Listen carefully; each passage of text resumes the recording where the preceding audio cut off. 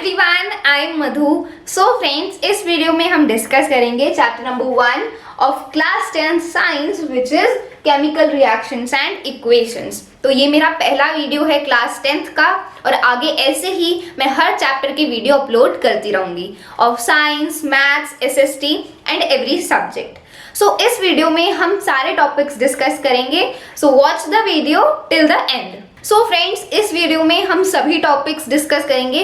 पहला टॉपिक क्या है? Chemical reaction. This is our first topic. Chemical reaction के बारे में हम एक ब्रीफ इंट्रोडक्शन डिस्कस करेंगे।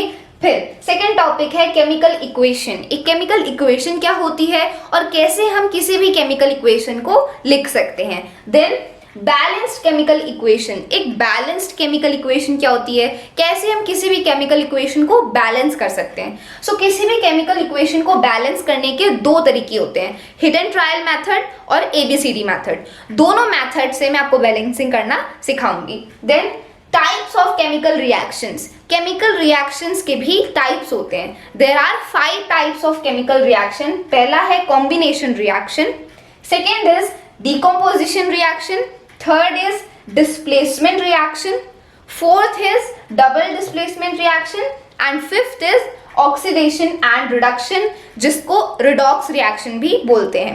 और हमारा लास्ट टॉपिक है corrosion and rancidity। सो इस वीडियो में ये सारे टॉपिक्स हम डिस्कस करेंगे। So without wasting time let's start with our first topic which is chemical reaction. So friends, now let's discuss about our first topic which is chemical reaction. तो एक chemical reaction क्या होता है? हमने class 9th में chemical change और physical change के बारे में पढ़ा था। फिजिकल चेंज क्या होता है? जब भी किसी सब्सटेंस के फिजिकल प्रॉपर्टीज में चेंज आता है, जैसे change in shape, change in size, तो वो क्या है? फिजिकल चेंज है। और केमिकल चेंज क्या होता है? जब भी किसी सब्सटेंस के केमिकल प्रॉपर्टीज में चेंज आता है। तो केमिकल रिएक्शन क्या होता है? अ chemical reaction is a change. It is a change in which one or more substances reacts to form new substances with entirely different properties. तो एक केमिकल रिएक्शन में एक या फिर एक से ज्यादा सब्सटेंस आपस में रिएक्ट करते हैं और एक नया सब्सटेंस बनाते हैं। और वो जो नया सब्सटेंस बनता है उसकी प्रॉपर्टीज कंप्लीटली डिफरेंट होती हैं, पूरी अलग होती हैं। किनसे अलग होती हैं? जिनसे रिएक्ट होके वो बना है। फॉर एग्जाम्पल, अगर सब्सटेंस है ए और बी और ये दोनों आपस में रिएक्ट कर रहे हैं और एक नया सब्सटेंस बना रहे हैं, लेट्स से ए बी। तो इन्होंने रिएक्ट करके एक नया सब्सटेंस बनाया ए बी। तो ये क्या है? नया सब्सटेंस बना है रिएक्शन के बाद। तो ये जो नया सब्सटेंस ए बी बना है इसकी प्रॉपर्टीज कंप्लीटली डिफरेंट होंगी। किन से डिफरेंट होंगी? ए और बी से। ठीक है, सो इसको केमिकल रिएक्शन बोलते हैं। अब हमें पता कैसे चलेगा कि केमिकल रिएक्शन हुआ है या फिर नहीं हुआ है? तो उसके लिए कुछ सर्टेन ऑब्जर्वेशंस हैं, कुछ सर्टेन कंडीशंस हैं। क्या है वो? Chemical reaction involves change in state. अगर स्टेट में चेंज आया है, वो सॉलिड से लिक्विड बन गए हैं या फिर उनके स्टेट में चेंज आया है, तो भी हमें पता लगेगा कि केमिकल रिएक्शन हुआ है। लेट्स से अगर रिएक्शन से पहले इन दोनों का स्टेट था सॉलिड और रिएक्शन के बाद इनका स्टेट हो गया है लिक्विड, तो हम बोल सकते हैं कि केमिकल रिएक्शन हुआ है क्योंकि स्टेट में चेंज आया है। चेंज इन कलर, अगर उनके कलर में चेंज आया है, if they have change their colour, तो भी हम बोल सकते हैं कि केमिकल रिएक्शन हुआ है। देन चेंज इन टेम्परेचर, अगर उनका टेम्परेचर चेंज हुआ है, then also we can say evolution of gas. अगर कोई गैस इवॉल्व हुई है, कोई गैस प्रोड्यूस हुई है, तो भी हम बोल सकते हैं कि केमिकल रिएक्शन हुआ है। So these are certain observations for a chemical reaction. तो ये हमने एक ब्रीफ इंट्रोडक्शन डिस्कस करी केमिकल रिएक्शन की। Now let's discuss some examples of chemical reactions. So friends, now let's discuss some examples of chemical reaction. हमारी daily life में बहुत सारे केमिकल रिएक्शन होते हैं। For example combustion. कंबशन होता है जब भी कोई चीज बर्न होती है। अब जैसे आप पेपर को बर्न करोगे या फिर वुड को बर्न करोगे, तो बर्न करने के बाद मतलब कंबशन करने के बाद क्या प्रोड्यूस होता है? ऐश प्रोड्यूस होती है, राख प्रोड्यूस होती है। और जो वो राख होती है, जो वो ऐश होती है, उसकी प्रॉपर्टीज कंप्लीटली डिफरेंट होती हैं पेपर से। फॉर एग्जाम्पल, अगर आपने पेपर को बर्न किया है तो पेपर को बर्न करने के बाद क्या प्रोड्यूस होगा? ऐश प्रोड्यूस होगी, राख प्रोड्यूस होगी, जिसकी प्रॉपर्टीज बिल्कुल अलग होंगी पेपर से। मतलब केमिकल रिएक्शन होता है जब भी कंबशन होता है, जब भी हम किसी चीज को बर्न करते हैं। Photosynthesis is also a very good example of a chemical reaction. Photosynthesis में क्या होता है, जो प्लांट होता है वो सनलाइट, कार्बन डाइऑक्साइड और वाटर की हेल्प से अपना फूड बनाता है, and the food of plant is glucose and oxygen. तो वो जो नया सब्सटेंस ग्लूकोज और ऑक्सीजन बना है, that is having completely different properties from sunlight and carbon dioxide. तो फोटोसिंथेसिस भी एक केमिकल रिएक्शन है। रेस्पिरेशन, वैसे ही रेस्पिरेशन, ह्यूमन बींग्स क्या करते हैं, रेस्पिरेशन करते हैं। जैसे हम ऑक्सीजन इनहेल करते हैं और उस ऑक्सीजन की हेल्प से सेल उसे ऑब्जर्व करके फूड को ब्रेक डाउन करते हैं in the form of glucose and energy. तो ये भी क्या है, केमिकल रिएक्शन का एग्जाम्पल है। रस्टिंग ऑफ आयरन, जब भी आप आयरन को ओपन एयर में छोड़ देते हो तो एयर में जो मॉइस्चर प्रेजेंट होता है, आयरन उससे रिएक्ट करके अपने ऊपर एक रेडिश ब्राउन लेयर बना लेता है, ठीक है, उसको रस्ट बोलते हैं। और वो जो नया सब्सटेंस बनता है रस्ट, उसकी प्रॉपर्टीज आयरन से अलग होती हैं। तो रस्टिंग ऑफ आयरन भी क्या है, केमिकल रिएक्शन है। डाइजेशन में जो हम फूड खाते हैं, जो खाना हम खाते हैं, वो डाइजेस्ट होता है with the help of oxygen और वो एनर्जी प्रोड्यूस करता है। So this is also example of chemical reaction. वैसे ही कुकिंग, जब भी हम फूड को कुक करते हैं with the help of heat और कुक्ड फूड बनाते हैं, सो this is also a chemical reaction. तो हमारी डेली लाइफ में बहुत ज़्यादा केमिकल रिएक्शंस होते हैं जिनको हम ऑब्जर्व भी नहीं कर पाते। Okay, so this we have discussed about chemical reaction. Now let's discuss about the second topic of this chapter, which is chemical equation. So friends, now let's discuss about the second topic of this chapter, which is chemical equation. एक chemical equation क्या होती है? तो किसी भी chemical reaction को symbolically या mathematically represent करना, उसको केमिकल इक्वेशन कहते हैं। केमिकल इक्वेशन क्या है, symbolic representation of a chemical reaction. अगर कोई भी केमिकल रिएक्शन है तो उसको सिंबल की हेल्प से या फॉर्मूले की हेल्प से रिप्रेजेंट करना in the form of a equation, उसको केमिकल इक्वेशन बोलते हैं। फॉर एग्जाम्पल, मैंने यहाँ पे एक केमिकल रिएक्शन लिखा हुआ है। अब इस केमिकल रिएक्शन को हम केमिकल इक्वेशन की फॉर्म में लिखेंगे। तो केमिकल रिएक्शन क्या है, when a magnesium ribbon is burned in oxygen it gets converted to magnesium oxide. तो ये एक केमिकल रिएक्शन है। इस रिएक्शन में क्या हो रहा है कि जो एक रिबन है मैग्नीशियम की, उसको हम बर्न कर रहे हैं। किस में बर्न कर रहे हैं, ऑक्सीजन में बर्न कर रहे हैं। और फिर जब हम मैग्नीशियम रिबन को ऑक्सीजन में बर्न कर रहे हैं तो क्या प्रोड्यूस हो रहा है, it gets converted to magnesium oxide. तो ये हमारा नया सब्सटेंस है, ठीक है। सो अब इस पूरे रिएक्शन को हम इक्वेशन की फॉर्म में लिखेंगे। सो कैसे लिखेंगे, जो रिएक्ट कर रहे हैं उनको हम एक साइड लिख देंगे और जो नया सब्सटेंस बन रहा है उसको दूसरी साइड लिख देंगे। जैसे क्या क्या रिएक्ट कर रहा है, मैग्नीशियम रिबन है, मैग्नीशियम और ऑक्सीजन रिएक्ट कर रहे हैं और क्या बना रहे हैं, मैग्नीशियम ऑक्साइड बना रहे हैं। So we will write magnesium, जो रिबन है वो मैग्नीशियम की मेडअप है, इसीलिए हम सीधा मैग्नीशियम लिख देंगे। मैग्नीशियम प्लस ऑक्सीजन और क्या नया सब्सटेंस बन रहा है, मैग्नीशियम ऑक्साइड। सो इसको हम दूसरी साइड लिख देंगे, मैग्नीशियम ऑक्साइड। तो ये क्या है, ये एक केमिकल इक्वेशन है।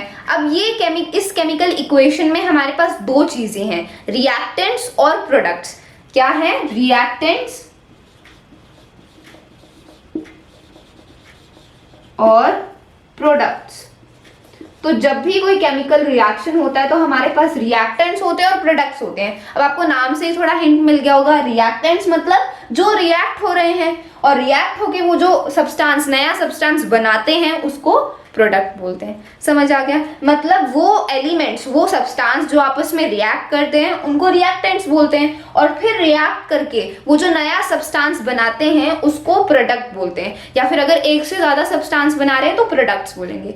समझ आया। सो एक केमिकल इक्वेशन में, एक केमिकल रिएक्शन में दो चीजें होती हैं, रिएक्टेंट्स और प्रोडक्ट्स। रिएक्टेंट्स को हम लेफ्ट हैंड साइड लिखते हैं और प्रोडक्ट्स को हम राइट हैंड साइड लिखते हैं और सेपरेट करते हैं उनको हम एक एरो के साथ। समझ आ गया। अब देखो ये क्या है, ये एक केमिकल इक्वेशन तो है लेकिन ये भी थोड़ी सी लेंथी है। कैसे लेंथी है, अब देखो कई रिएक्शंस होते हैं। ये तो एक सिंपल सा रिएक्शन था जिसमें मैग्नीशियम और ऑक्सीजन रिएक्ट कर रहे हैं और मैग्नीशियम ऑक्साइड बना रहे हैं, लेकिन कई रिएक्शंस ऐसे भी होते हैं जो बहुत ज्यादा लेंथी होते हैं। उसमें बहुत सारे रिएक्टेंट्स होते हैं और फिर वो आपस में रिएक्ट करते हैं और जो प्रोडक्ट बनते हैं वो भी बहुत ज्यादा होते हैं और उनके नाम भी लेंथी होते हैं। सो क्या होता है ना, अगर हम नेम से लिखेंगे मैग्नीशियम, फिर ऑक्सीजन, तो ये भी बहुत ज़्यादा टाइम कंज्यूमिंग और लेंथी प्रोसेस हो जाता है। सो इसको भी हम शॉर्ट फॉर्म में लिख सकते हैं। इसका भी एक मान लो आप शॉर्टकट है, कैसे है, अब ये जो हमारे इस केमिकल इक्वेशन में जो एलिमेंट्स हैं, मैग्नीशियम, ऑक्सीजन और कंपाउंड है मैग्नीशियम ऑक्साइड, तो इनको हम सिंबल्स और फॉर्मूले की हेल्प से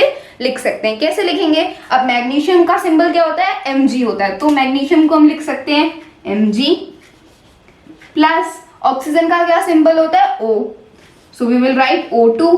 ठीक है, ये दोनों आपस में रिएक्ट कर रहे हैं और क्या बना रहे हैं? Magnesium oxide, so we will write magnesium oxide का फॉर्मूला होता है MgO, MgO। ठीक है, तो ये है केमिकल इक्वेशन। जब हम किसी भी केमिकल रिएक्शन को ऐसे उनके नाम से लिखते हैं, सो इसको बोलते हैं वर्ड इक्वेशन, लेकिन ये भी थोड़ी सी लेंथी हो जाती है, इसीलिए हम इसको सिंबल्स के फॉर्म में लिखते हैं। कैसे लिखेंगे? जो भी एलिमेंट्स हैं या कंपाउंड्स हैं उनको उनके सिंबल्स की फॉर्म में लिखना। ठीक है, तो मैग्नीशियम का सिंबल होता है Mg, ऑक्सीजन का सिंबल होता है O, मैग्नीशियम ऑक्साइड का फॉर्मूला होता है, ये कंपाउंड है इसलिए इसका क्या होगा? फॉर्मूला होगा, और मैग्नीशियम ऑक्साइड का फॉर्मूला क्या होता है? MgO। तो ये और भी शॉर्ट हो गई, इसी को बोलते हैं केमिकल इक्वेशन। तो ये जो जिसमें हमने वर्ड्स की हेल्प से लिखा, ये क्या है? ये भी एक इक्वेशन है, लेकिन यहाँ पे हमने क्या किया है? सारे जो रिएक्टेंट्स और प्रोडक्ट्स हैं उनके नाम लिखे हैं। तो ये क्या है? ये है एक word equation. This is a word equation, जिस इक्वेशन में हम रिएक्टेंट्स या फिर प्रोडक्ट्स के नाम से उन्हें रिप्रेजेंट करते हैं, वो वर्ड इक्वेशन होती है। लेकिन केमिकल इक्वेशन को हम क्या सिंबॉलिकली रिप्रेजेंट करते हैं, सिंबल्स में, सिंबल्स और फॉर्मूला की हेल्प से रिप्रेजेंट करते हैं। ठीक है, तो ये हमारी केमिकल इक्वेशन है, इसको मैं लिख देती हूँ।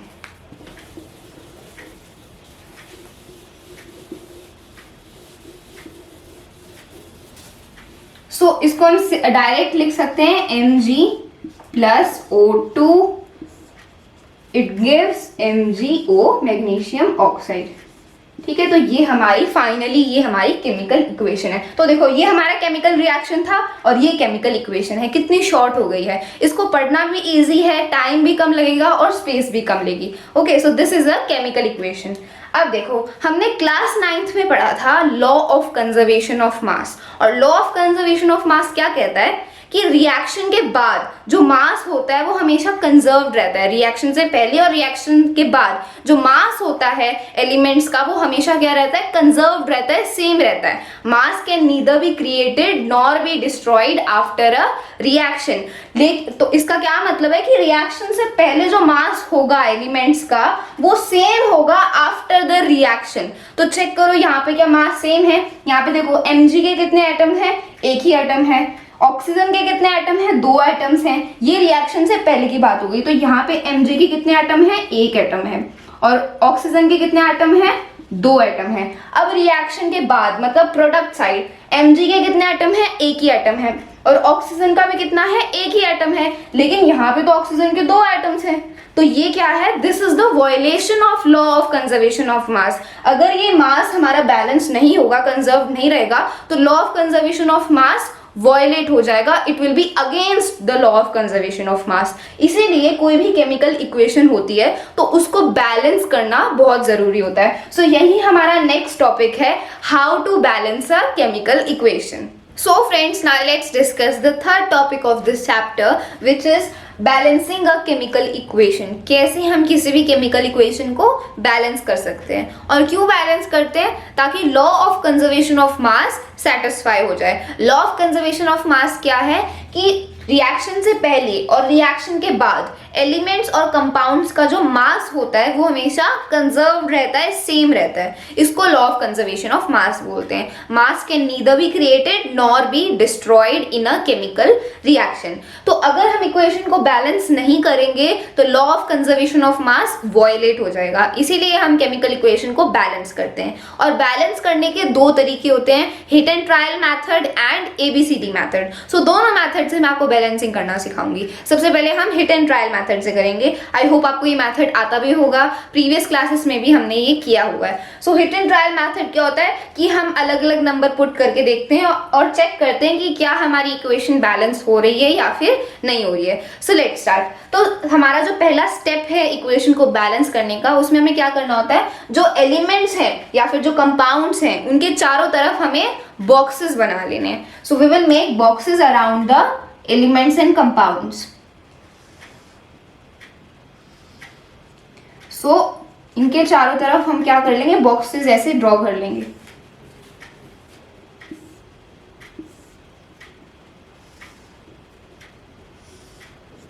और इन बॉक्सेस का क्या मतलब है, इन बॉक्सेस का मतलब है कि इनके अंदर हम कुछ भी चेंज नहीं कर सकते हैं। ये बॉक्सेस हमने इसलिए ड्रॉ करे हैं कि इनके अंदर हम कुछ भी चेंज नहीं कर सकते हैं। हम बैलेंस करेंगे कैसे, हम बाहर कोई भी नंबर प्लेस करके देखेंगे, बाहर एलिमेंट बॉक्स के बाहर हम कोई नंबर प्लेस करके देखेंगे और फिर हम चेक करेंगे कि क्या इक्वेशन बैलेंस हो रही है या फिर नहीं। इसको हिट एंड ट्रायल मेथड बोलते हैं। इसके अंदर आप कुछ भी चेंज नहीं कर सकते हो, बॉक्स के अंदर आप कुछ चेंज नहीं कर सकते हो, बॉक्स के बाहर आप कोई नंबर लिख के चेक करोगे and then you will check that equation is getting balanced और नॉट। सो स्टार्ट करते हैं। सो सबसे पहला जो हमारा स्टेप था वो हमने कर लिया, बॉक्सेस हमें ड्रॉ कर लेने हैं। यही मतलब है बॉक्सेस ड्रॉ करने का कि इनके अंदर हम कुछ भी चेंज नहीं कर सकते हैं। अब हमें क्या करना है, अब हमें अलग अलग नंबर पुट करके देखने हैं। तो सबसे पहले इस रिएक्शन में कितने एलिमेंट्स इन्वॉल्व हो रहे हैं, 2 एलिमेंट्स इन्वॉल्व हो रहे हैं, मैग्नीशियम और ऑक्सीजन। ये दोनों एलिमेंट्स रिएक्ट कर रहे हैं और फिर क्या बना रहे हैं, एक कंपाउंड बना रहे हैं, मैग्नीशियम ऑक्साइड। तो यहाँ पे कितने एलिमेंट्स हैं इस रिएक्शन में, 2 एलिमेंट्स हैं, मैग्नीशियम एंड ऑक्सीजन।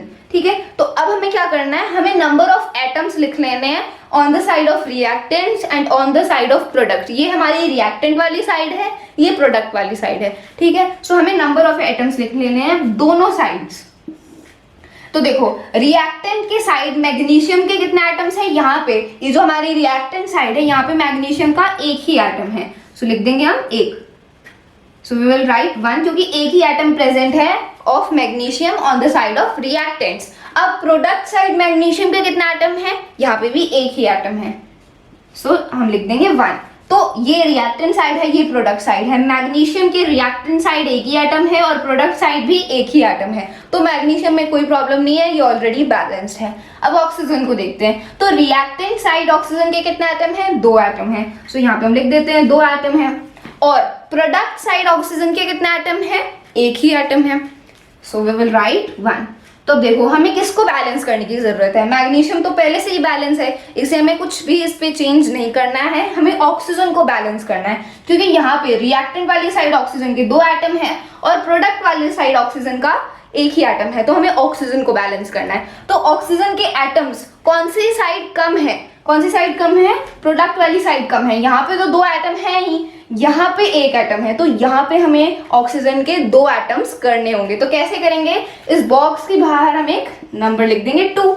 अगर बॉक्स के बाहर अगर हमने 2 लिख दिया है तो ऑक्सीजन के ऑटोमेटिकली 2 एटम्स हो जाएंगे। ठीक है, हम बॉक्सेस के बाहर नंबर लिखेंगे, that is known as coefficient, इसको कोफिशिएंट बोलते हैं। ठीक है, सो हम बॉक्स के बाहर नंबर लिख के देखेंगे। अब देखो हमें इतना पता है कि ये क्या है, पूरा मैग्नीशियम ऑक्साइड है और पूरा ये एक कंपाउंड है। और अगर इसके बाहर हम 2 लिख रहे हैं तो ऑक्सीजन के तो 2 एटम्स हो गए, लेकिन साथ ही साथ मैग्नीशियम के भी 2 एटम्स हो गए। कैसे हुए, मैग्नीशियम ऑक्साइड MgO ये पूरा एक ही कंपाउंड है और अगर इसके बाहर हम कोई नंबर लिखेंगे तो वो दोनों के लिए होगा। ठीक है, तो अगर हमने इसके बाहर 2 लिखा है तो वो ऑक्सीजन के लिए भी है और मैग्नीशियम के लिए भी है। तो ऑक्सीजन तो बैलेंस हो गया हमारा, यहाँ पे भी ऑक्सीजन के 2 एटम्स थे और जब हमने यहाँ पे 2 लगाया तो ऑक्सीजन के 2 एटम्स हो गए, ऑक्सीजन के 2 एटम्स हो गए, ऑक्सीजन तो बैलेंस हो गया। लेकिन अब मैग्नीशियम अनबैलेंस हो गया। कैसे अनबैलेंस हुआ, यहाँ पे मैग्नीशियम के 2 एटम्स हो गए, मतलब प्रोडक्ट साइड मैग्नीशियम कितना हो गया, 2 हो गया।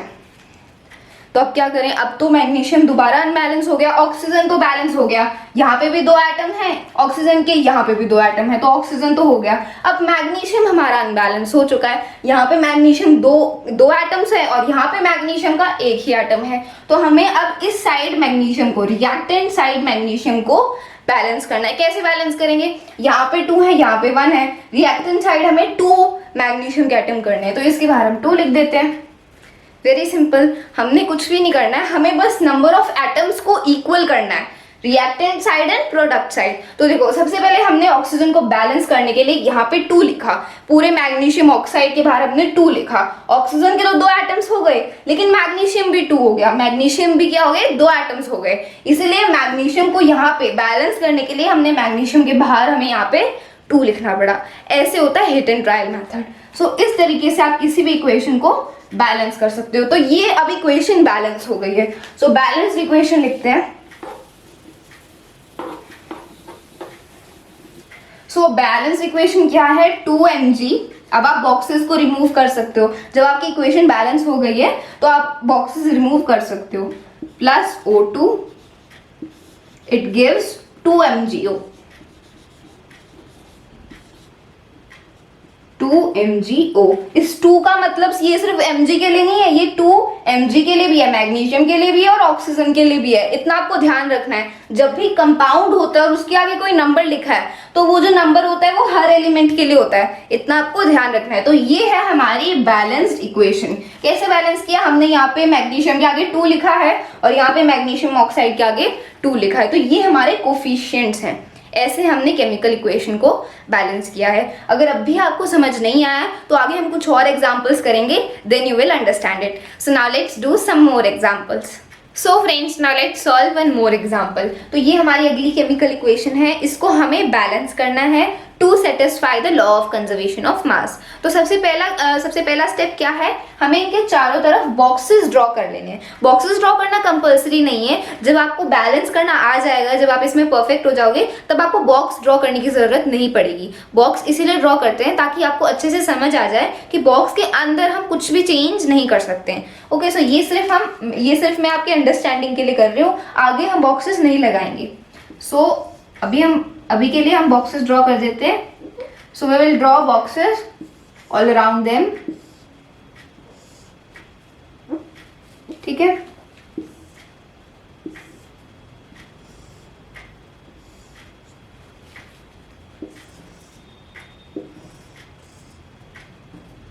इन बॉक्सेस को ड्रॉ करने का एक ही मतलब है कि इनके अंदर हम कुछ भी चेंज नहीं करेंगे। ठीक है, अब हमें क्या करना है, स्टेप नंबर 2 है कि इनके बाहर हम कुछ नंबर्स लिखेंगे और फिर हम चेक करेंगे कि क्या इक्वेशन बैलेंस हो रही है या फिर नहीं। तो देखो इस रिएक्शन में सबसे पहले हमें ये देखना है कि इस रिएक्शन में कितने एलिमेंट्स इन्वॉल्व है। इस रिएक्शन में आयरन है, Fe आयरन, ऑक्सीजन है, हाइड्रोजन है। So we have 3 elements, iron, hydrogen और ऑक्सीजन। ठीक है, तो इनको लिख लो। Fe मतलब आयरन, ऑक्सीजन और हाइड्रोजन। ठीक है, तो अब हम क्या करेंगे, अब हम कॉलम ड्रॉ कर लेंगे। 1 फॉर रिएक्टेंट साइड, ये रिएक्टेंट साइड है, ये प्रोडक्ट साइड है। रिएक्टेंट साइड कौन सी होती है, ये रिएक्टेंट साइड है, जो एरो वाला साइन होता है उसके लेफ्ट हैंड साइड रिएक्टेंट्स होते हैं जो रिएक्ट करते हैं, और जो एरो होती है उसकी राइट हैंड साइड प्रोडक्ट्स होते हैं जो नए सब्सटेंस बनते हैं। ठीक है, सो ये दोनों हमारे रिएक्टेंट्स हैं और ये दोनों प्रोडक्ट्स हैं। तो अब हम क्या करेंगे, अब हम नंबर ऑफ एटम्स लिखेंगे रिएक्टेंट वाली साइड और प्रोडक्ट वाली साइड। तो सबसे पहले है आयरन। तो रिएक्टेंट वाली साइड आयरन के कितने एटम्स हैं, एक ही एटम है। सो लिख देंगे हम 1, एक ही एटम है आयरन का। अब देखो प्रोडक्ट वाली साइड, तो प्रोडक्ट वाली साइड आयरन के कितने एटम्स हैं, 3 एटम्स हैं। So we will write 3। ठीक है, आयरन हो गया। अब ऑक्सीजन, तो रिएक्टेंट वाली साइड ऑक्सीजन के कितना एटम है, एक ही एटम है। So we will write here 1, हमने यहाँ पे 1 लिख दिया। और प्रोडक्ट वाली साइड ऑक्सीजन के कितने एटम्स हैं, 4 एटम्स हैं। सो दिस विल बी 4।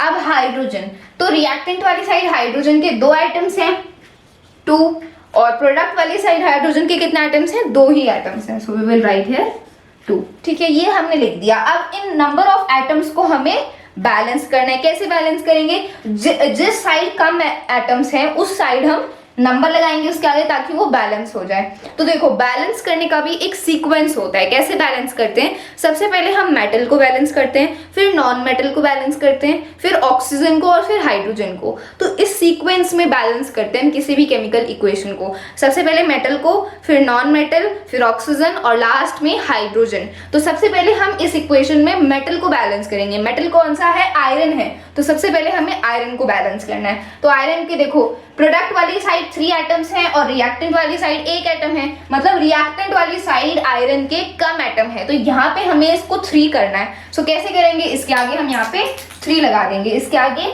हम 3 लगा देंगे, मतलब आयरन के 3 एटम्स हो गए हैं। सो हमने 3 लगा दिया, मतलब जो आयरन है वो क्या हो गया, बैलेंस हो गया है, आयरन हो गया। अब हमें किसको बैलेंस करना है, नॉन मेटल को बैलेंस करना है। क्या यहाँ पे कोई नॉन मेटल है, नहीं है, तो फिर हम किस पे मूव होंगे, ऑक्सीजन पे। तो अब हम ऑक्सीजन को बैलेंस करेंगे, तो यहाँ पे रिएक्टेंट वाली साइड ऑक्सीजन का 1 ही एटम है और प्रोडक्ट वाली साइड 4 एटम्स हैं, तो हमें यहाँ पे ऑक्सीजन को, रिएक्टेंट वाली साइड ऑक्सीजन को कितना करना है, 4 करना है। कैसे करेंगे, यहाँ पे ऑक्सीजन है, ये पूरा एक कंपाउंड है वाटर का H2O, तो इसके आगे अगर हम 4 लगा देंगे तो ऑक्सीजन के कितने एटम्स हो गए, 4 हो गए, तो ऑक्सीजन भी क्या हो गया, बैलेंस हो गया। तो यहाँ पे ये 4 हो गया क्योंकि इसके आगे हमने 4 लिख दिया है, ठीक है। अब हाइड्रोजन को बैलेंस करेंगे, तो रिएक्टेंट वाली साइड हाइड्रोजन के कितने एटम्स हो गए हैं, देखो हमने यहाँ पे H2O के बाहर 4 लिखा था, तो ये 4 ऑक्सीजन के लिए भी है और हाइड्रोजन के लिए भी है, क्योंकि ये क्या है, पूरा एक कंपाउंड है। ये मैंने आपको पिछले क्वेश्चन में भी बताया था कि जब भी किसी कंपाउंड के आगे कोई नंबर लगता है तो वो दोनों एलिमेंट्स के लिए होता है। ये जो 4 लगा है ये हाइड्रोजन के लिए भी है, ऑक्सीजन के लिए भी है, इतना आपको ध्यान रखना है। तो ये हमने 4 लगाया है, इससे ऑक्सीजन के भी 4 एटम्स हो गए हैं, लेकिन हाइड्रोजन के कितने एटम्स हो गए, 4 × 2 तो ऑलरेडी थे ही, 4 हमने और लगा दिया, तो 4 × 2 कितना होता है, 8 एटम्स हो गए हैं। सो हाइड्रोजन के रिएक्टेंट वाली साइड कितने हो गए, 8 हो गए, ठीक है, क्योंकि हमने यहाँ पे 4 लगाया था, इसलिए रिएक्टेंट वाली साइड हाइड्रोजन के 8 एटम्स हैं और प्रोडक्ट वाली साइड कितने हैं, 2 है, ठीक है। तो प्रोडक्ट वाली साइड कम है, तो यहाँ पे हमें इसको बैलेंस करना है। कैसे बैलेंस करें, हमें यहाँ पे भी 8 चाहिए, इसको कैसे 8 करेंगे, जब हम इसको 4 से मल्टीप्लाई कर देंगे तो 8 तो आ ही जाएगा, मतलब हमें यहाँ पे 4 लिखना पड़ेगा।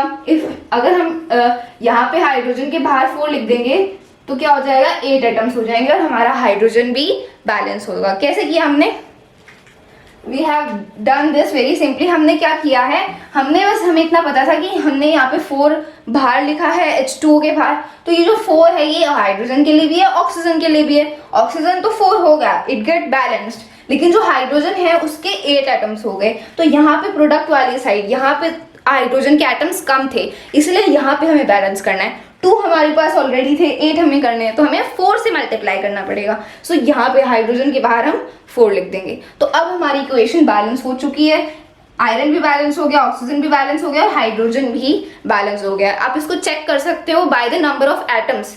यहाँ पे देखो आयरन के 3 एटम्स हैं, यहाँ पे भी 3 एटम्स हैं, बैलेंस्ड। ऑक्सीजन के यहाँ पे 4 एटम्स हैं, यहाँ पे भी 4 एटम्स हैं, बैलेंस्ड। हाइड्रोजन के कितने हैं, 8 हैं, 2 × 4 8 एटम्स हैं, और यहाँ पे भी कितने हैं, 4 × 2 8 एटम्स हैं। तो ये हमारी इक्वेशन बैलेंस हो चुकी है। तो इसको हम लिख देते हैं, फिर 3Fe plus 4H2O gives Fe3O4 plus 4H2, ठीक है। तो ये है हमारी बैलेंस्ड इक्वेशन। समझ आया हम कैसे बैलेंस करते हैं। Now let's do some more examples. So friends, now let's solve one more example. तो ये हमारी इक्वेशन है, इसको हम बैलेंस करेंगे हिट एंड ट्रायल मेथड से। तो अभी मैं इनके चारों तरफ बॉक्सेस नहीं ड्रॉ करूंगी, क्योंकि अब आपको, आई होप आपको समझ आ गया होगा कि हम बॉक्सेस क्यों ड्रॉ करते हैं। बस इतना समझने के लिए कि बॉक्सेस के अंदर हम कुछ भी चेंज नहीं करते हैं, हम बाहर बस एक नंबर लगाते हैं और फिर चेक करते हैं कि क्या हमारी केमिकल इक्वेशन बैलेंस है या नहीं। तो अभी मैं बॉक्सेस नहीं लगाऊंगी, अब हम डायरेक्ट बैलेंस करेंगे। तो देखो, इस पूरे रिएक्शन में, इस पूरी इक्वेशन में कितने एलिमेंट्स इन्वॉल्व हैं, 3 एलिमेंट्स इन्वॉल्व हैं। कार्बन है पहला, दूसरा है ऑक्सीजन और फिर तीसरा है हाइड्रोजन। तो इस पूरे रिएक्शन में 3 एलिमेंट्स इन्वॉल्व हैं, कार्बन, ऑक्सीजन और हाइड्रोजन, ठीक है। तो सबसे पहले हम किसको बैलेंस करते हैं, मेटल, नॉन मेटल, फिर ऑक्सीजन और फिर लास्ट में हाइड्रोजन को बैलेंस करते हैं। तो क्या इस पूरे रिएक्शन में कोई मेटल है, नहीं है। तो हम किससे स्टार्ट करेंगे, हम नॉन मेटल से स्टार्ट करेंगे, क्योंकि कार्बन क्या है, एक नॉन मेटल है। तो सबसे पहले हम कार्बन को करेंगे बैलेंस, फिर ऑक्सीजन को करेंगे और फिर हाइड्रोजन को करेंगे। तो सबसे पहले इनको लिख लेते हैं, C for carbon, O for oxygen और H फॉर हाइड्रोजन। तो अब नंबर ऑफ एटम्स लिख लेते हैं, रिएक्टेंट वाली साइड और प्रोडक्ट वाली साइड। सो रिएक्टेंट वाली साइड कार्बन के कितने एटम है, 1 ही एटम है यहाँ पे। सो लिख देते हैं 1, ठीक है। अब प्रोडक्ट वाली साइड कार्बन के कितने एटम है, एक ही एटम है, सो कार्बन तो पहले से ही बैलेंस्ड है, ठीक है। अब ऑक्सीजन देखते हैं, तो ऑक्सीजन के कितने एटम्स हैं, 2 एटम्स हैं। यहाँ पे कितने हैं प्रोडक्ट वाली साइड, रिएक्टेंट्स वाली साइड ऑक्सीजन के 2 एटम्स हैं, प्रोडक्ट वाली साइड कितने एटम्स हैं, 2 + 1। जब किसी के साथ कोई नंबर नहीं लिखा होता है मतलब 1 होता है, मतलब 2 + 1 कितना हो गया, 3 एटम्स हैं। सो प्रोडक्ट वाली साइड ऑक्सीजन के 3 एटम्स हैं, समझ आ गया। अब देखते हैं हाइड्रोजन को, तो रिएक्टेंट वाली साइड हाइड्रोजन के 4 एटम्स हैं, 4 एटम्स हैं, और प्रोडक्ट वाली साइड हाइड्रोजन के कितने एटम्स हैं, 2 ही एटम्स हैं, ठीक है। अब हम क्या करेंगे, अब हम इन्हें बैलेंस करना स्टार्ट करेंगे। तो देखो कार्बन को तो हमें कुछ चेंज करने की जरूरत नहीं है क्योंकि कार्बन तो पहले से ही बैलेंस्ड है। ऑक्सीजन से स्टार्ट करते हैं, तो देखो ऑक्सीजन में रिएक्टेंट वाली साइड 2 एटम्स हैं और प्रोडक्ट वाली साइड 3 एटम्स हैं। अब हम 2 को किससे मल्टीप्लाई करें कि 3 हो जाए हमारा एटम्स, नहीं मल्टीप्लाई कर सकते, 2 को तो आप किसी से नंबर से भी नहीं मल्टीप्लाई कर सकते कि 3 आ जाए। तो हम क्या करेंगे, यहाँ पे हम 2 को 2 से ही मल्टीप्लाई कर देंगे, यहाँ पे हम ऑक्सीजन के आगे 2 लिख देंगे। अगर इस ऑक्सीजन के आगे हम यहाँ पे 2 लिख देंगे तो कितने एटम्स हो गए, 4 एटम्स हो गए हमारे पास। तो हमारे पास रिएक्टेंट वाली साइड कितने हो गए, 4 हो गए, ठीक है। अब हमारे पास यहाँ पे 4 एटम्स हो गए और यहाँ पे 3 हो गए। तो अब इसको हम चेंज कर सकते हैं, कैसे चेंज करेंगे, यहाँ पे तो पहले से ही 2 एटम्स हैं, हमें 2 एटम्स और चाहिए ताकि 4 बन जाए, ठीक है। तो हम यहाँ पे हमें 2 करना है, तो इसके आगे हम 2 लगा देंगे। क्यों लगाएंगे, इसके आगे 2 हम इसलिए लगा रहे हैं क्योंकि यहाँ पे तो पहले से ही 2 एटम्स हैं ऑक्सीजन के, यहाँ पे 1 एटम है, और अगर हम इस पूरे के आगे 2 लिख देंगे तो यहाँ पे ऑक्सीजन के कितने एटम्स हो जाएंगे, 2 हो जाएंगे, एंड 2 + 2 = 4। तो यहाँ पे भी हमारे पास कितने हो जाएंगे, 4 हो जाएंगे। तो अब ऑक्सीजन बैलेंस हो गया है। यहाँ पे ध्यान से समझो मैंने क्या किया है, यहाँ पे ऑक्सीजन के 2 एटम्स थे और यहाँ पे ऑक्सीजन के 3 एटम्स हैं। तो अब किसी से भी हम 2 को मल्टीप्लाई नहीं कर सकते कि 3 आ जाए, इसीलिए हमने 2 को 2 से मल्टीप्लाई किया ताकि 4 एटम्स हो जाए। और जब यहाँ पे 4 एटम्स हो गए तो वहां पे भी हम 4 एटम्स इजीली कर सकते हैं। कैसे करेंगे, यहाँ पे तो 2 एटम्स हैं, यहाँ पे 1 है, तो जब 2 × 1 करेंगे तो 2 हो जाएगा, और 2 + 2 4। समझ आया। अब हाइड्रोजन देखते हैं, तो हाइड्रोजन के रिएक्टेंट वाली साइड 4 एटम्स हैं और प्रोडक्ट वाली साइड हाइड्रोजन के कितने हैं, 2 × 2 4 हैं, ठीक है। तो यहाँ पे भी जो हाइड्रोजन है उसके एटम्स कितने हो गए, 4 हो गए। ये ऑटोमेटिकली हाइड्रोजन बैलेंस हो गया क्योंकि देखो ये हमने 2 लगाया था H2O के आगे, जब H2O के आगे हमने 2 लगाया तो ये जो 2 है ये हाइड्रोजन के लिए भी है और ऑक्सीजन के लिए भी है, आपको ध्यान रखना है। समझ आया। तो ये हमारे तीनों बैलेंस हो चुके हैं, कार्बन भी बैलेंस था, ऑक्सीजन भी बैलेंस हो गया और हाइड्रोजन भी बैलेंस है, ठीक है। तो बैलेंस इक्वेशन क्या है, मैं लिख देती हूँ इसे final. So the balance equation is CH4 plus 2O2, it gives CO2 plus 2H2O, ठीक है।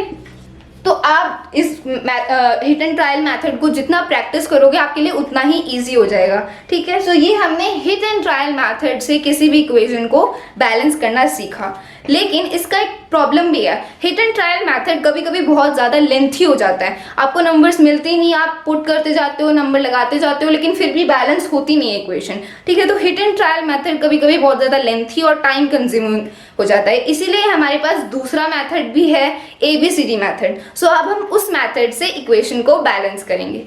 So friends, now let's discuss how to balance a chemical equation with the help of ABCD method. तो ये हमारी chemical equation है, इसको हम balance करेंगे hit and trial method से नहीं, ABCD मेथड से। तो सबसे पहले हम सीखते हैं कि कैसे हम किसी भी केमिकल इक्वेशन को बैलेंस कर सकते हैं with the help of ABCD method. और ये मेथड हमेशा वर्किंग होता है, हमेशा सक्सेसफुल है।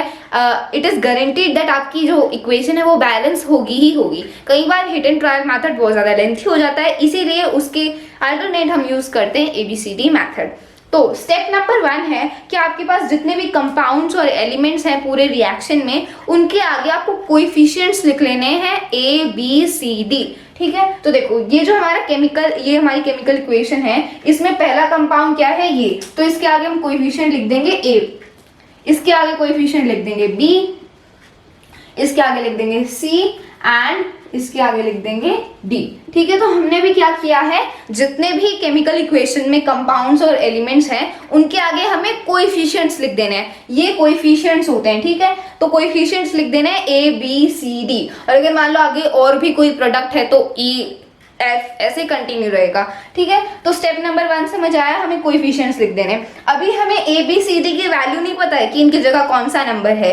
ए बी सी डी की वैल्यू हमें फाइंड आउट करनी है मैथमेटिकली। ठीक है, तो स्टार्ट करते हैं। तो सबसे पहले हम बात करेंगे एल्यूमिनियम की, because aluminium is a metal. सबसे पहले हम मेटल से स्टार्ट करते हैं। सो एल्यूमिनियम की हम बात करते हैं, तो हमें पता है according to the law of conservation of mass, जो मास है वो हमेशा कंजर्व रहता है। मतलब जितने नंबर ऑफ एटम्स यहाँ पे हैं किसी एलिमेंट के, that will be equal to the number of atoms present in the product. तो ये law of conservation of mass है कि नंबर ऑफ एटम्स हमेशा इक्वल होते हैं on the side of reactants and product. तो अगर हम एल्यूमिनियम की बात कर रहे हैं तो रिएक्टेंट वाली साइड एल्यूमिनियम के atoms will be equal to the number of atoms on the product side. ठीक है, तो देखो सबसे पहले हम चेक करते हैं कि रिएक्टेंट वाली साइड एल्यूमिनियम के कितने एटम्स हैं।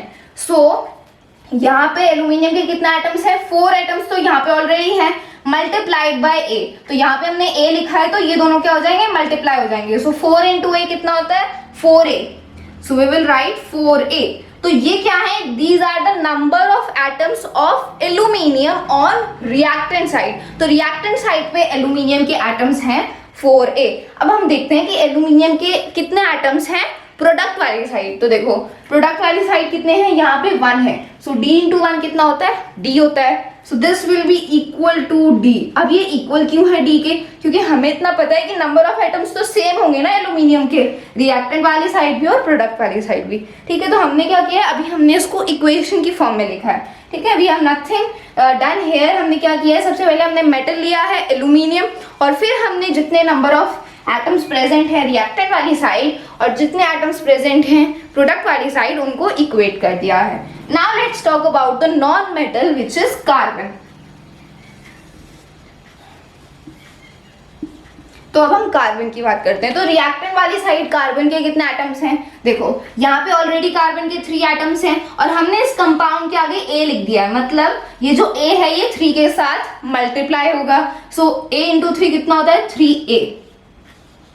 इट इज इक्वल टू, किसके इक्वल होंगे ये number of atoms, number of atoms present in the product side. तो कार्बन के प्रोडक्ट वाली साइड कितने एटम्स हैं, यहाँ पे देखो यहाँ पे 1 है और C इंटू 1 कितना होता है, C होता है। So this will be equal to C। यहाँ पे आपने कंफ्यूज नहीं होना, मैं क्या कर रही हूँ, मैं नंबर ऑफ एटम्स को इक्वल कर रही हूँ on the reactant side and the product side. तो कार्बन के रिएक्टेंट वाली साइड 3A एटम्स हैं और प्रोडक्ट वाली साइड C एटम्स हैं। ठीक है, इनकी वैल्यू भी हमें पता नहीं है। So this we have done. अब हम बात करते हैं ऑक्सीजन की। सो फॉर ऑक्सीजन, तो रिएक्टेंट वाली साइड ऑक्सीजन के कितने एटम्स हैं, अब देखो यहाँ पे हमने B लगाया हुआ है कोएफिशिएंट और यहाँ पे ऑलरेडी 1 है। तो B इंटू 1 कितना होता है, B। This will be B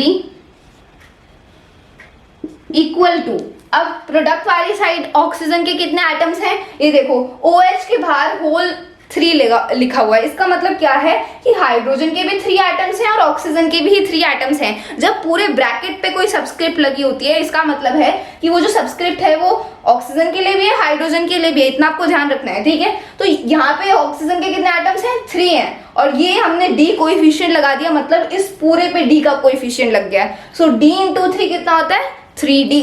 so this will be equal to 3D। अब हम बात करते हैं हाइड्रोजन की। सो हाइड्रोजन के केस में क्या है, रिएक्टेंट वाली साइड हाइड्रोजन के कितने एटम्स हैं, ये देखो हाइड्रोजन के यहाँ पे 2 एटम्स ऑलरेडी हैं और हमने इसको B से मल्टीप्लाई करना है। सो 2 इंटू B कितना होता है, 2B।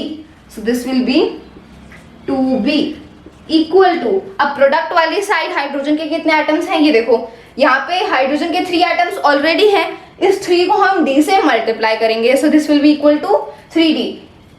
लेकिन एक मिनट, यहाँ पे भी हाइड्रोजन है, यहाँ पे भी हाइड्रोजन है। हाइड्रोजन 2 जगह है प्रोडक्ट वाली साइड। तो देखो पहले यहाँ देखेंगे हम, यहाँ पे हाइड्रोजन के 4 एटम्स हैं ये 4 इस C से मल्टीप्लाई होगा। क्यों मल्टीप्लाई होगा? बिकॉज C क्या है? कोएफिशिएंट है पूरे कंपाउंड पे। सो C इंटू 4 कितना होता है? 4C। 4C प्लस, हम यहाँ पे प्लस करेंगे क्योंकि यहाँ पे भी हाइड्रोजन है, यहाँ पे भी हाइड्रोजन है। तो यहाँ पे हाइड्रोजन के कितने एटम्स हैं? 3 इंटू D मतलब 3D 2B प्लस 4C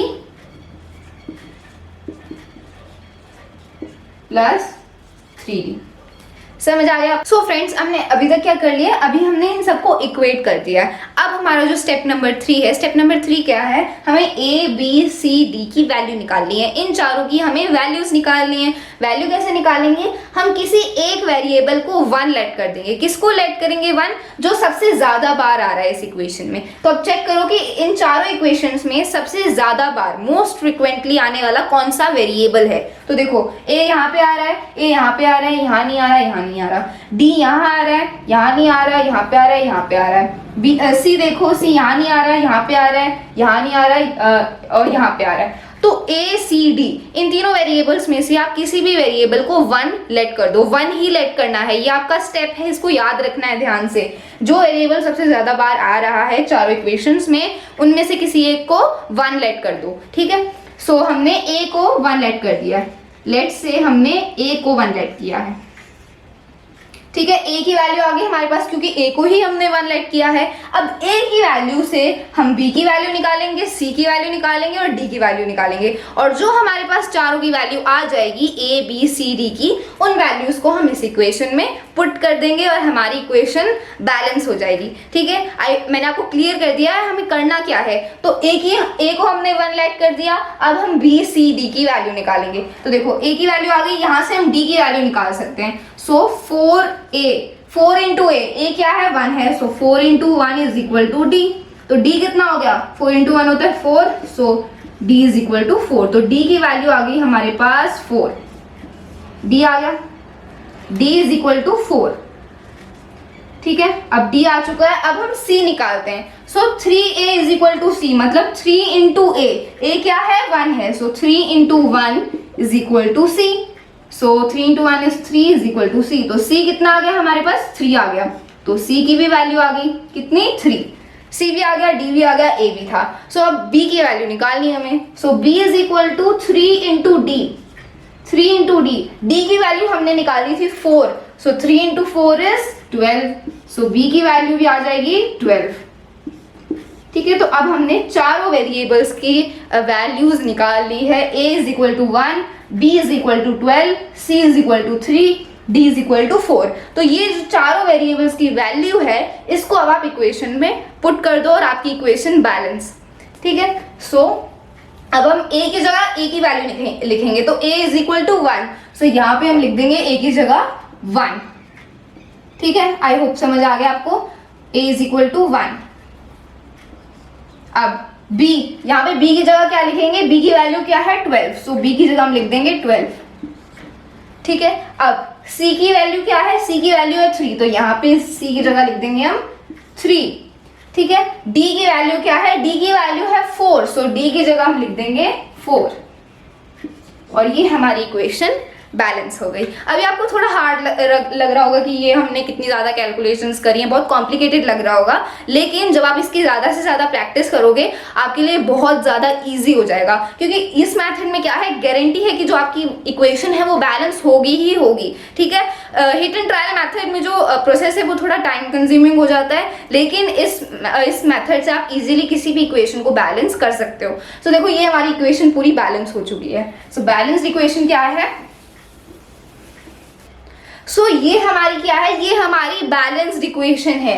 यहाँ पे 1 है तो हमें ये लिखने की जरूरत नहीं है। ठीक है, सो ये हमारी इक्वेशन बैलेंस हो चुकी है। यहाँ पे 12 है कोफिशिएंट, यहाँ 3 है, यहाँ पे 4 है। अगर आप इसको हिट एंड ट्रायल मेथड से करते तो बहुत ज्यादा टाइम कंज्यूमिंग हो जाता। ठीक है, तो ये हमारा फर्स्ट एग्जाम्पल था। और अगर मान लो अभी भी आपको समझ नहीं आया है तो आगे हम कुछ और एग्जाम्पल्स करेंगे, then you will understand it. So now let's do some more examples. So friends, now let's do some more examples of how to balance a chemical equation with the help of ABCD method. So ये हमारी equation है, इसको हम balance करेंगे ABCD method से. So equation क्या है? Ammonia plus oxygen, it gives nitrogen oxide plus water. तो ये हमारी इक्वेशन है, इसको हम बैलेंस करते हैं। तो सबसे पहला स्टेप क्या है, इनके आगे हमें कोएफिशिएंट्स लिख लेने हैं, A B C D. So we will write A B C and D. तो इनके आगे हमने कोएफिशिएंट्स लिख लिए हैं ए बी सी और डी। अब हमें क्या करना है, अब हमें इक्वेट करना है number of atoms on reactant side and on product side. मतलब अगर कोई पर्टिकुलर एलिमेंट है तो उसके नंबर ऑफ एटम्स रिएक्टेंट वाली साइड इक्वल होंगे नंबर ऑफ एटम्स प्रोडक्ट वाली साइड। फॉर एग्जांपल जैसे हम सबसे पहले नाइट्रोजन लेते हैं। सो नाइट्रोजन के केस में in the example of nitrogen, तो नाइट्रोजन के कितने एटम्स हैं रिएक्टेंट वाली साइड, रिएक्टेंट वाली साइड नाइट्रोजन के कितने एटम्स हैं 1 into A। सो कितने हो गए A। सो रिएक्टेंट वाली साइड नाइट्रोजन के A एटम्स हैं। अब देखते हैं प्रोडक्ट वाली साइड। सो प्रोडक्ट वाली साइड नाइट्रोजन के कितने एटम्स हैं, यहाँ पे 1 है। सो C into 1 कितना होता है C। So this will be equal to C. A will be equal to C. A क्या है, number of atoms of nitrogen on reactant side, और C क्या है, number of atoms of nitrogen on product side। दोनों क्या होंगे, equal होंगे because of law of conservation of mass। I hope आपको समझ आ गया है। ठीक है, अब हमें क्या करना है, अब now let's take ऑक्सीजन। अब ऑक्सीजन की बात करते हैं। ठीक है, तो देखो ऑक्सीजन के रिएक्टेंट वाली साइड ऑक्सीजन के कितने एटम्स हैं, यहाँ पे 2 एटम्स तो ऑलरेडी हैं। 2 into B कितना होता है 2B।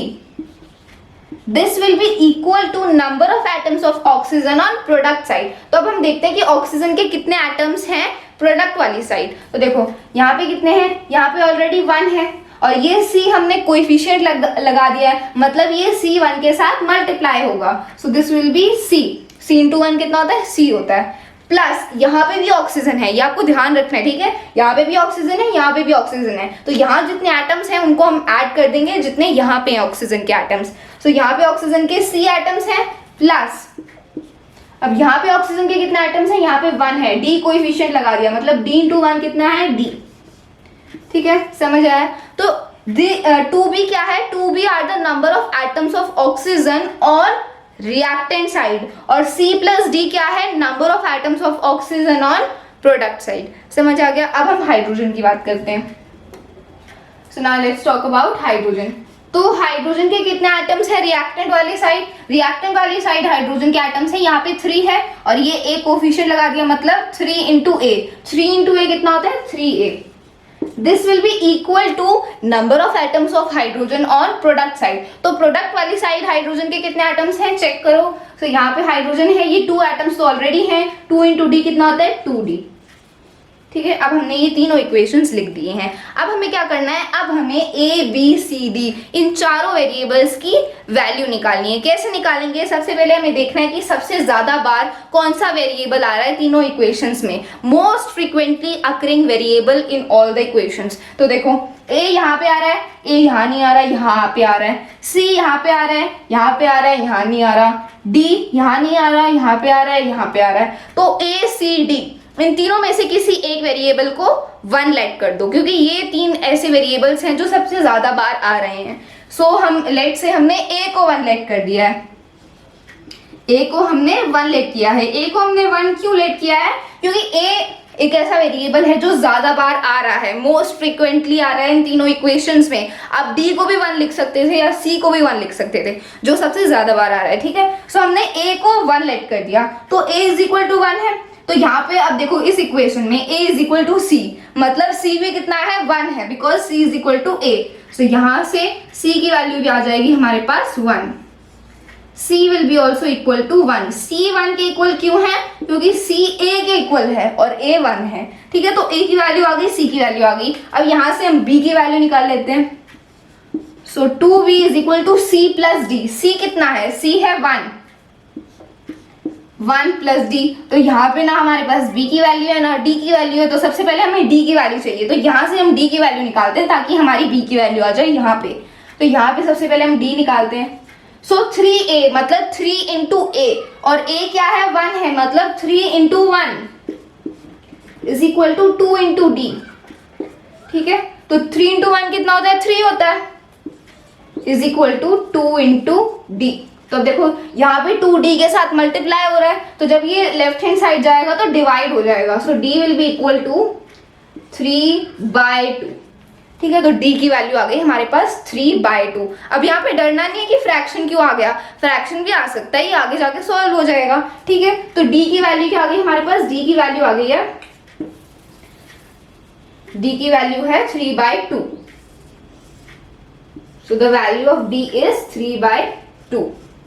अब d की वैल्यू आ गई, अब यहाँ d की वैल्यू आ गई है तो हम b की वैल्यू को भी इजीली निकाल सकते हैं। सो 2b मतलब 2 इंटू बी, 1 क्या थी, c की वैल्यू थी, प्लस d कितना है 3/2, इसीलिए पहले हमने d की वैल्यू निकाली ताकि हमारी b की वैल्यू आ जाए। समझ आया? अब क्या देखो, अब 2 इंटू बी, अब इसको पहले सॉल्व कर लो, तो यहाँ पे एलसीएम लोगे 2, तो ये कितना हो जाएगा, दिस विल बी 2 + 3, ये हो जाएगा 5/2। ठीक है, so this will be equal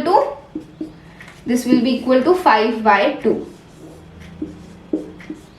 5/2, तो ये क्या है, 2 इंटू बी की वैल्यू है, 5/2 क्या है, 5/2 is equal to 2 into B, लेकिन हमें b की वैल्यू चाहिए, मतलब इस 2 को हम 5/2 से डिवाइड करेंगे। सो इसको मैं रब कर रही हूं। सो हमारे पास क्या आ गया था, हमारे पास आ गया था 2 into B is equal to 5/2। तो यहां से हम b की वैल्यू निकालेंगे, कैसे निकालेंगे, 5/2 इंटू 1/2। हम क्या करेंगे, 2 को डिवाइड कर देंगे, यहाँ पे ये b के साथ मल्टीप्लाई हो रहा है, उधर जाके डिवाइड होगा, और जब ये 2 के साथ डिवाइड होगा तो मल्टीप्लाई होगा तो 2 का रेसिप्रोकल हो जाएगा, इतना आपको पता होगा। सो यहाँ पे कितना हो जाएगा, 5 इंटू 1 होता है 5 और 2 इंटू 2 होता है 4, तो ये हमारी d की वैल्यू आ गई, b की वैल्यू आ गई, सॉरी। सो b की वैल्यू कितनी है, 5/4 है। सो b इज इक्वल टू, यहाँ पे मैं b की वैल्यू डायरेक्ट लिख रही हूँ, b इज इक्वल टू 5/4। ठीक है, सो ये b की वैल्यू है। आई होप आपको क्लियर हो गया अच्छे से। हमने चारों वेरिएबल्स की वैल्यू निकाल ली है, a is equal to 1, c is equal to 1, b is equal to 5/4, d is equal to 3/2। तो चारों वेरिएबल्स आ गए। अब इन चारों वेरिएबल्स की वैल्यू हमें इस इक्वेशन में पुट कर देनी है और हमारी इक्वेशन बैलेंस हो जाएगी। सो a की वैल्यू क्या है, 1 है, सो यहाँ पे a की जगह हम 1 लिख देंगे, this will be equal to 1। यहाँ पे b है, b की वैल्यू क्या है, 5/4, तो इसकी जगह हम लिख देंगे 5/4। ठीक है, अब 5/4। अब c की वैल्यू क्या है, c की वैल्यू है 1, सो c की जगह हम लिख देंगे 1। d की वैल्यू क्या है, 3/2, सो d की जगह हम लिख देंगे 3/2। ठीक है, तो ये हमारी इक्वेशन बैलेंस हो गई है, लेकिन ये अभी बैलेंस नहीं हुई है क्योंकि कभी भी कोएफिशिएंट फ्रैक्शन के फॉर्म में नहीं होता है। कभी आपने ऐसी इक्वेशन देखी है जिसका कोएफिशिएंट ऐसे फ्रैक्शन की फॉर्म में हो, नहीं होता है। तो हमें क्या करना है, अब हमारा नेक्स्ट स्टेप होगा यहाँ पे। अब यहाँ पे आगे हमें ध्यान से समझना है कि इस इक्वेशन को हम कैसे सॉल्व करेंगे। अब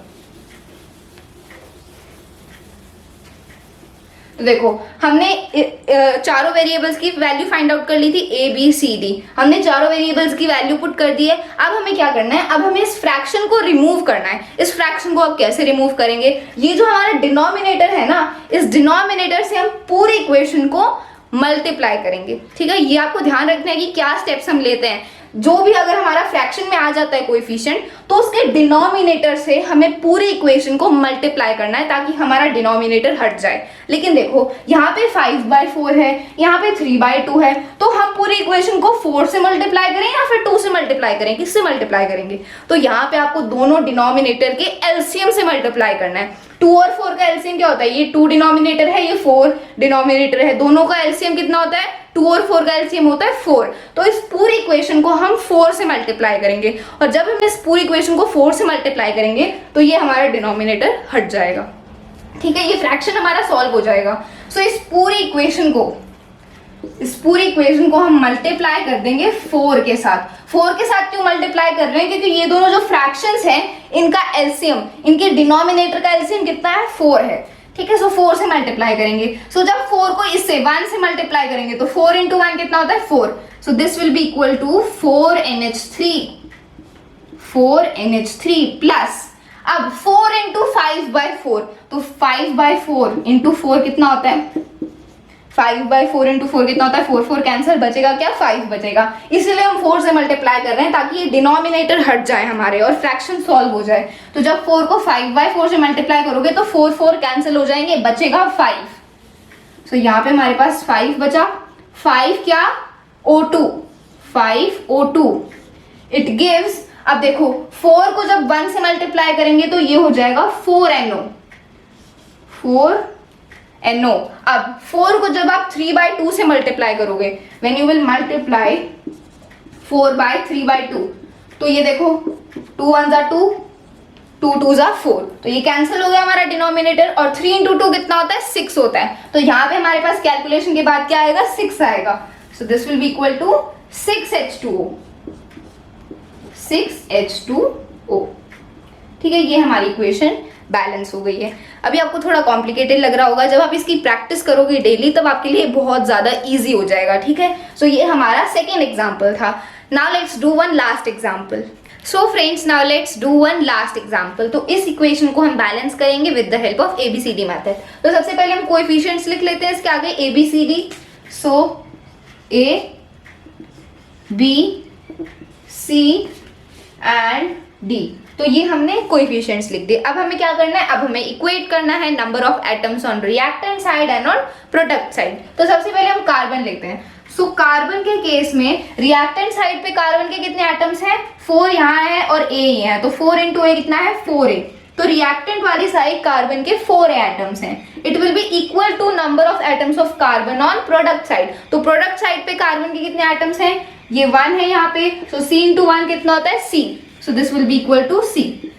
ठीक है, ये हमने कार्बन की बात करी। ये 4A क्या है number of atoms of carbon on reactant side, और C क्या है number of atoms of carbon on product side. ठीक है, तो ये हमने कार्बन की बात करी। अब हम हाइड्रोजन की बात करते हैं। So in the case of hydrogen, so देखो सबसे पहले आपको देखना है कि रिएक्टेंट साइड पे हाइड्रोजन के कितने एटम्स हैं, 10 यहाँ पे हैं और A हमने कोएफिशिएंट लगा दिया। सो 10 इंटू A कितना होता है 10A, 10A। It will be equal to number of atoms of hydrogen on product side. तो अब देखते हैं कि हाइड्रोजन के कितने एटम्स हैं प्रोडक्ट वाली साइड। तो ये 2 एटम्स ऑलरेडी हैं, D हमने कोएफिशिएंट लगा दिया, तो D इंटू 2 कितना होता है 2D। So this will be equal to 2D। ये जो नंबर ऑफ एटम्स होंगे रिएक्टेंट साइड और प्रोडक्ट साइड इक्वल होंगे due to the law of conservation of mass. ठीक है, अब ऑक्सीजन की बात करते हैं। So in the case of oxygen, oxygen के रिएक्टेंट वाली साइड कितने एटम्स हैं 2 तो ऑलरेडी है, और ये B हमने कोएफिशिएंट लगा दिया, तो 2 इंटू B कितना होता है 2B, 2B। It will be equal to, अब यहाँ पे देखो ऑक्सीजन यहाँ पे भी है यहाँ पे भी है, तो हम दोनों एटम्स को ऐड कर देंगे। तो यहाँ कार्बन डाइऑक्साइड में ऑक्सीजन के कितने एटम्स हैं, O के यहाँ ऑक्सीजन के यहाँ 2 एटम्स हैं, ये C हमने कोएफिशिएंट लगा दिया, तो 2 इंटू C कितना होता है 2C, प्लस यहाँ पे भी है ना ऑक्सीजन, तो हम ऐड कर देंगे इसे। सो यहाँ पे ऑक्सीजन का 1 एटम है, D हमने कोएफिशिएंट लगा दिया, तो D इंटू 1 कितना होता है D। ठीक है, तो ये हमने ऑक्सीजन की बात करी। अब हमें क्या करना है, अब हमें चारों वेरिएबल्स की वैल्यू निकालनी है। कैसे निकालेंगे, जो सबसे ज्यादा बार आ रहा है वेरिएबल तीनों इक्वेशंस में, मोस्ट फ्रीक्वेंटली अकरिंग वेरिएबल, उसको हम 1 लेट कर देंगे, उसको 1 लेट कर देंगे और फिर उसकी हेल्प से बाकी सारे वेरिएबल्स निकालेंगे। ठीक है, तो देखो A यहाँ पे आ रहा है, यहाँ पे आ रहा है, यहाँ नहीं आ रहा, C यहाँ पे आ रहा है, यहाँ नहीं आ रहा है, यहाँ पे आ रहा है, D यहाँ नहीं आ रहा है, यहाँ पे आ रहा है, यहाँ पे नहीं आ रहा। सो आप A C D इनमें से किसी को भी 1 लेट कर सकते हो। लेट से मैंने A को 1 लेट कर दिया है, सो A इज इक्वल टू 1, तो मैंने A को 1 लेट कर दिया है। सो अगर A 1 के इक्वल है तो यहाँ से हम C की वैल्यू निकाल सकते हैं। सो 4 इंटू A मतलब 4 into 1 is equal to C, तो 4 इंटू 1 होता है 4, तो C की वैल्यू आ गई हमारे पास 4। So the value of C is 4। अब C की वैल्यू आ चुकी है, अब हम बाकी सारे वेरिएबल्स की भी वैल्यू निकाल सकते हैं। सो देखो यहाँ पे 10A is equal to 2D, मतलब 10 इंटू A क्या है 1 है, so 10 into 1 is equal to 2 into D, तो 10 इंटू 1 तो 10 होता है, is equal to 2 into D, 2D के साथ मल्टीप्लाई हो रहा है, लेफ्ट हैंड साइड आएगा तो डिवाइड हो जाएगा, सो this will B divided by 2। So 2 divided by 10 कितना होता है, सॉरी 10 डिवाइडेड बाई 2 कितना होता है 5, सो D की वैल्यू आ गई हमारे पास 5। So the value of D is 5.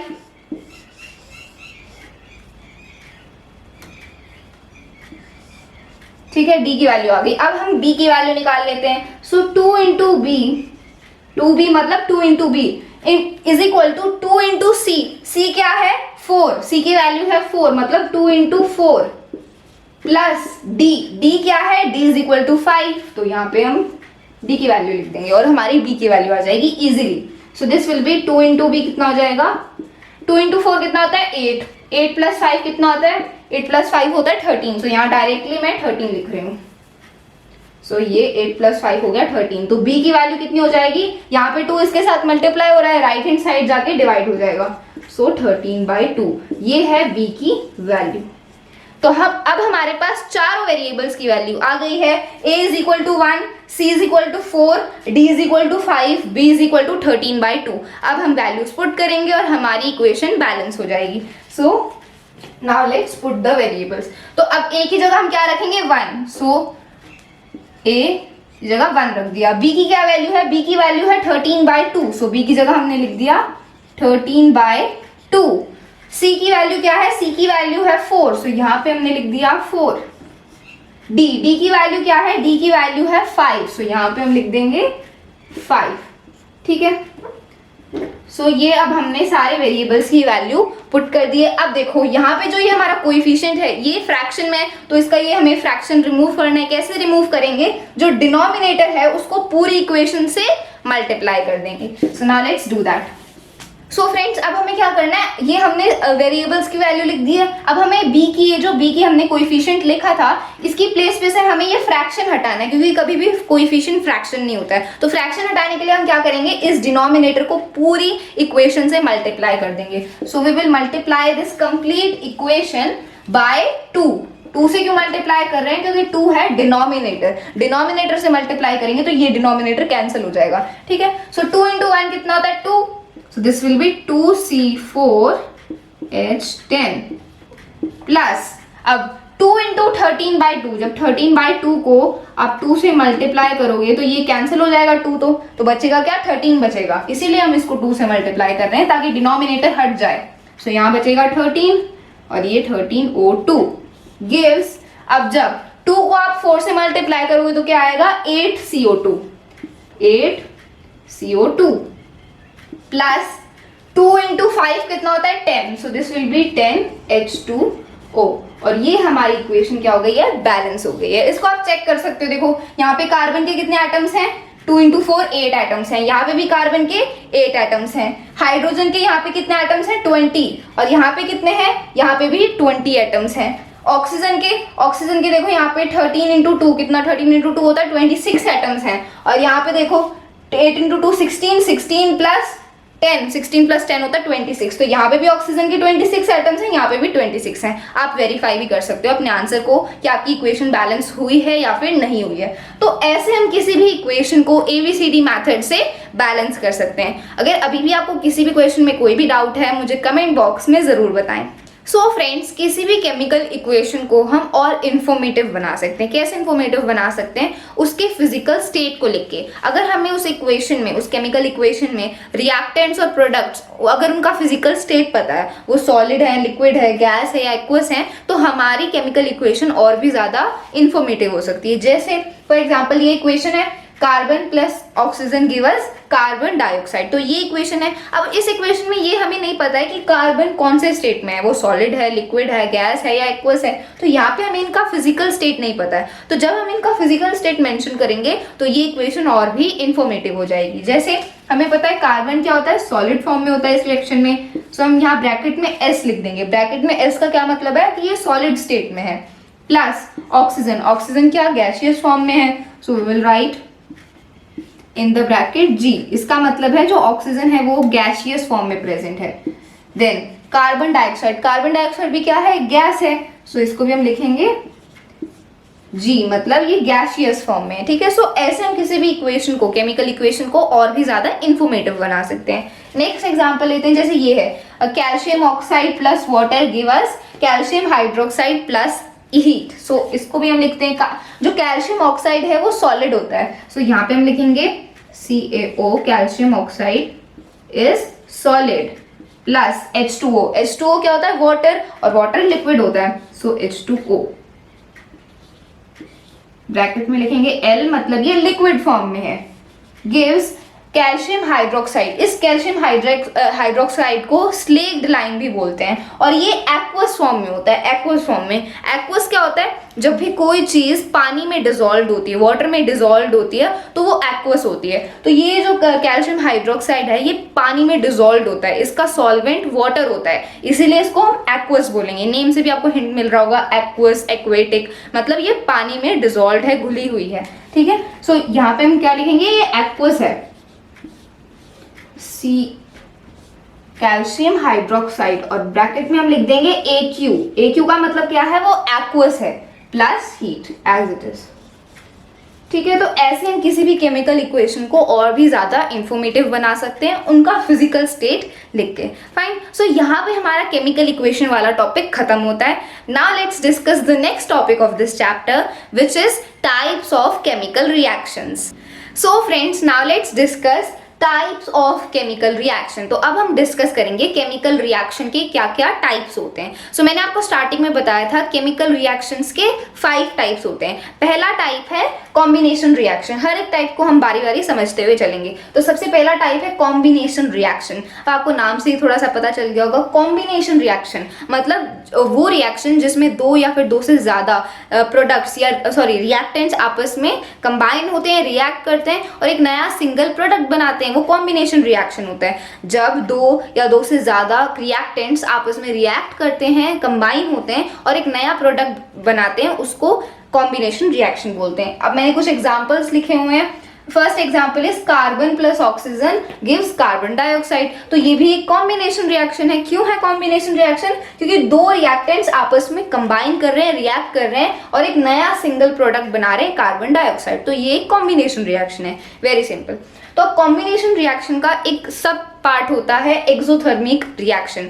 Exothermic reaction क्या होता है? एक्सोथर्मिक रिएक्शन वो होता है जिस रिएक्शन में हीट प्रोड्यूस होती है, इवॉल्व होती है, उसको एक्सोथर्मिक रिएक्शन बोलते हैं। नाम से ही पता लग रहा होगा, एक्सोथर्मिक रिएक्शन, जहां पे हीट एक्सो निकलती है, मीन्स जहां पे उस रिएक्शन के बाद हीट प्रोड्यूस होती है, इवॉल्व होती है, उसको एक्सोथर्मिक रिएक्शन बोलते हैं। फॉर एग्जांपल ये क्या है, calcium oxide plus water gives calcium hydroxide plus heat. तो इस रिएक्शन में क्या है, कैल्शियम ऑक्साइड है वो वाटर के साथ रिएक्ट करता है। जब आप एक बीकर लोगे और उसमें वाटर फिल करोगे और जब उसमें कैल्शियम ऑक्साइड डालोगे तो क्या प्रोड्यूस होता है, कैल्शियम हाइड्रोक्साइड प्रोड्यूस होता है, जिसको स्लेक्ड लाइम भी बोलते हैं, और बहुत सारी हीट प्रोड्यूस होती है। फिर क्योंकि जब आप उस बीकर को टच करोगे जिसमें रिएक्शन हुआ है वो बहुत ज्यादा गर्म होता है। क्यों गर्म होता है? क्योंकि बहुत ज्यादा हीट प्रोड्यूस हुई है। तो ये क्या है, ये एक एक्सोथर्मिक रिएक्शन है, जहां पे रिएक्शन के बाद हीट प्रोड्यूस होती है, इवॉल्व होती है, उसको एक्सोथर्मिक रिएक्शन बोलते हैं। ठीक है, सो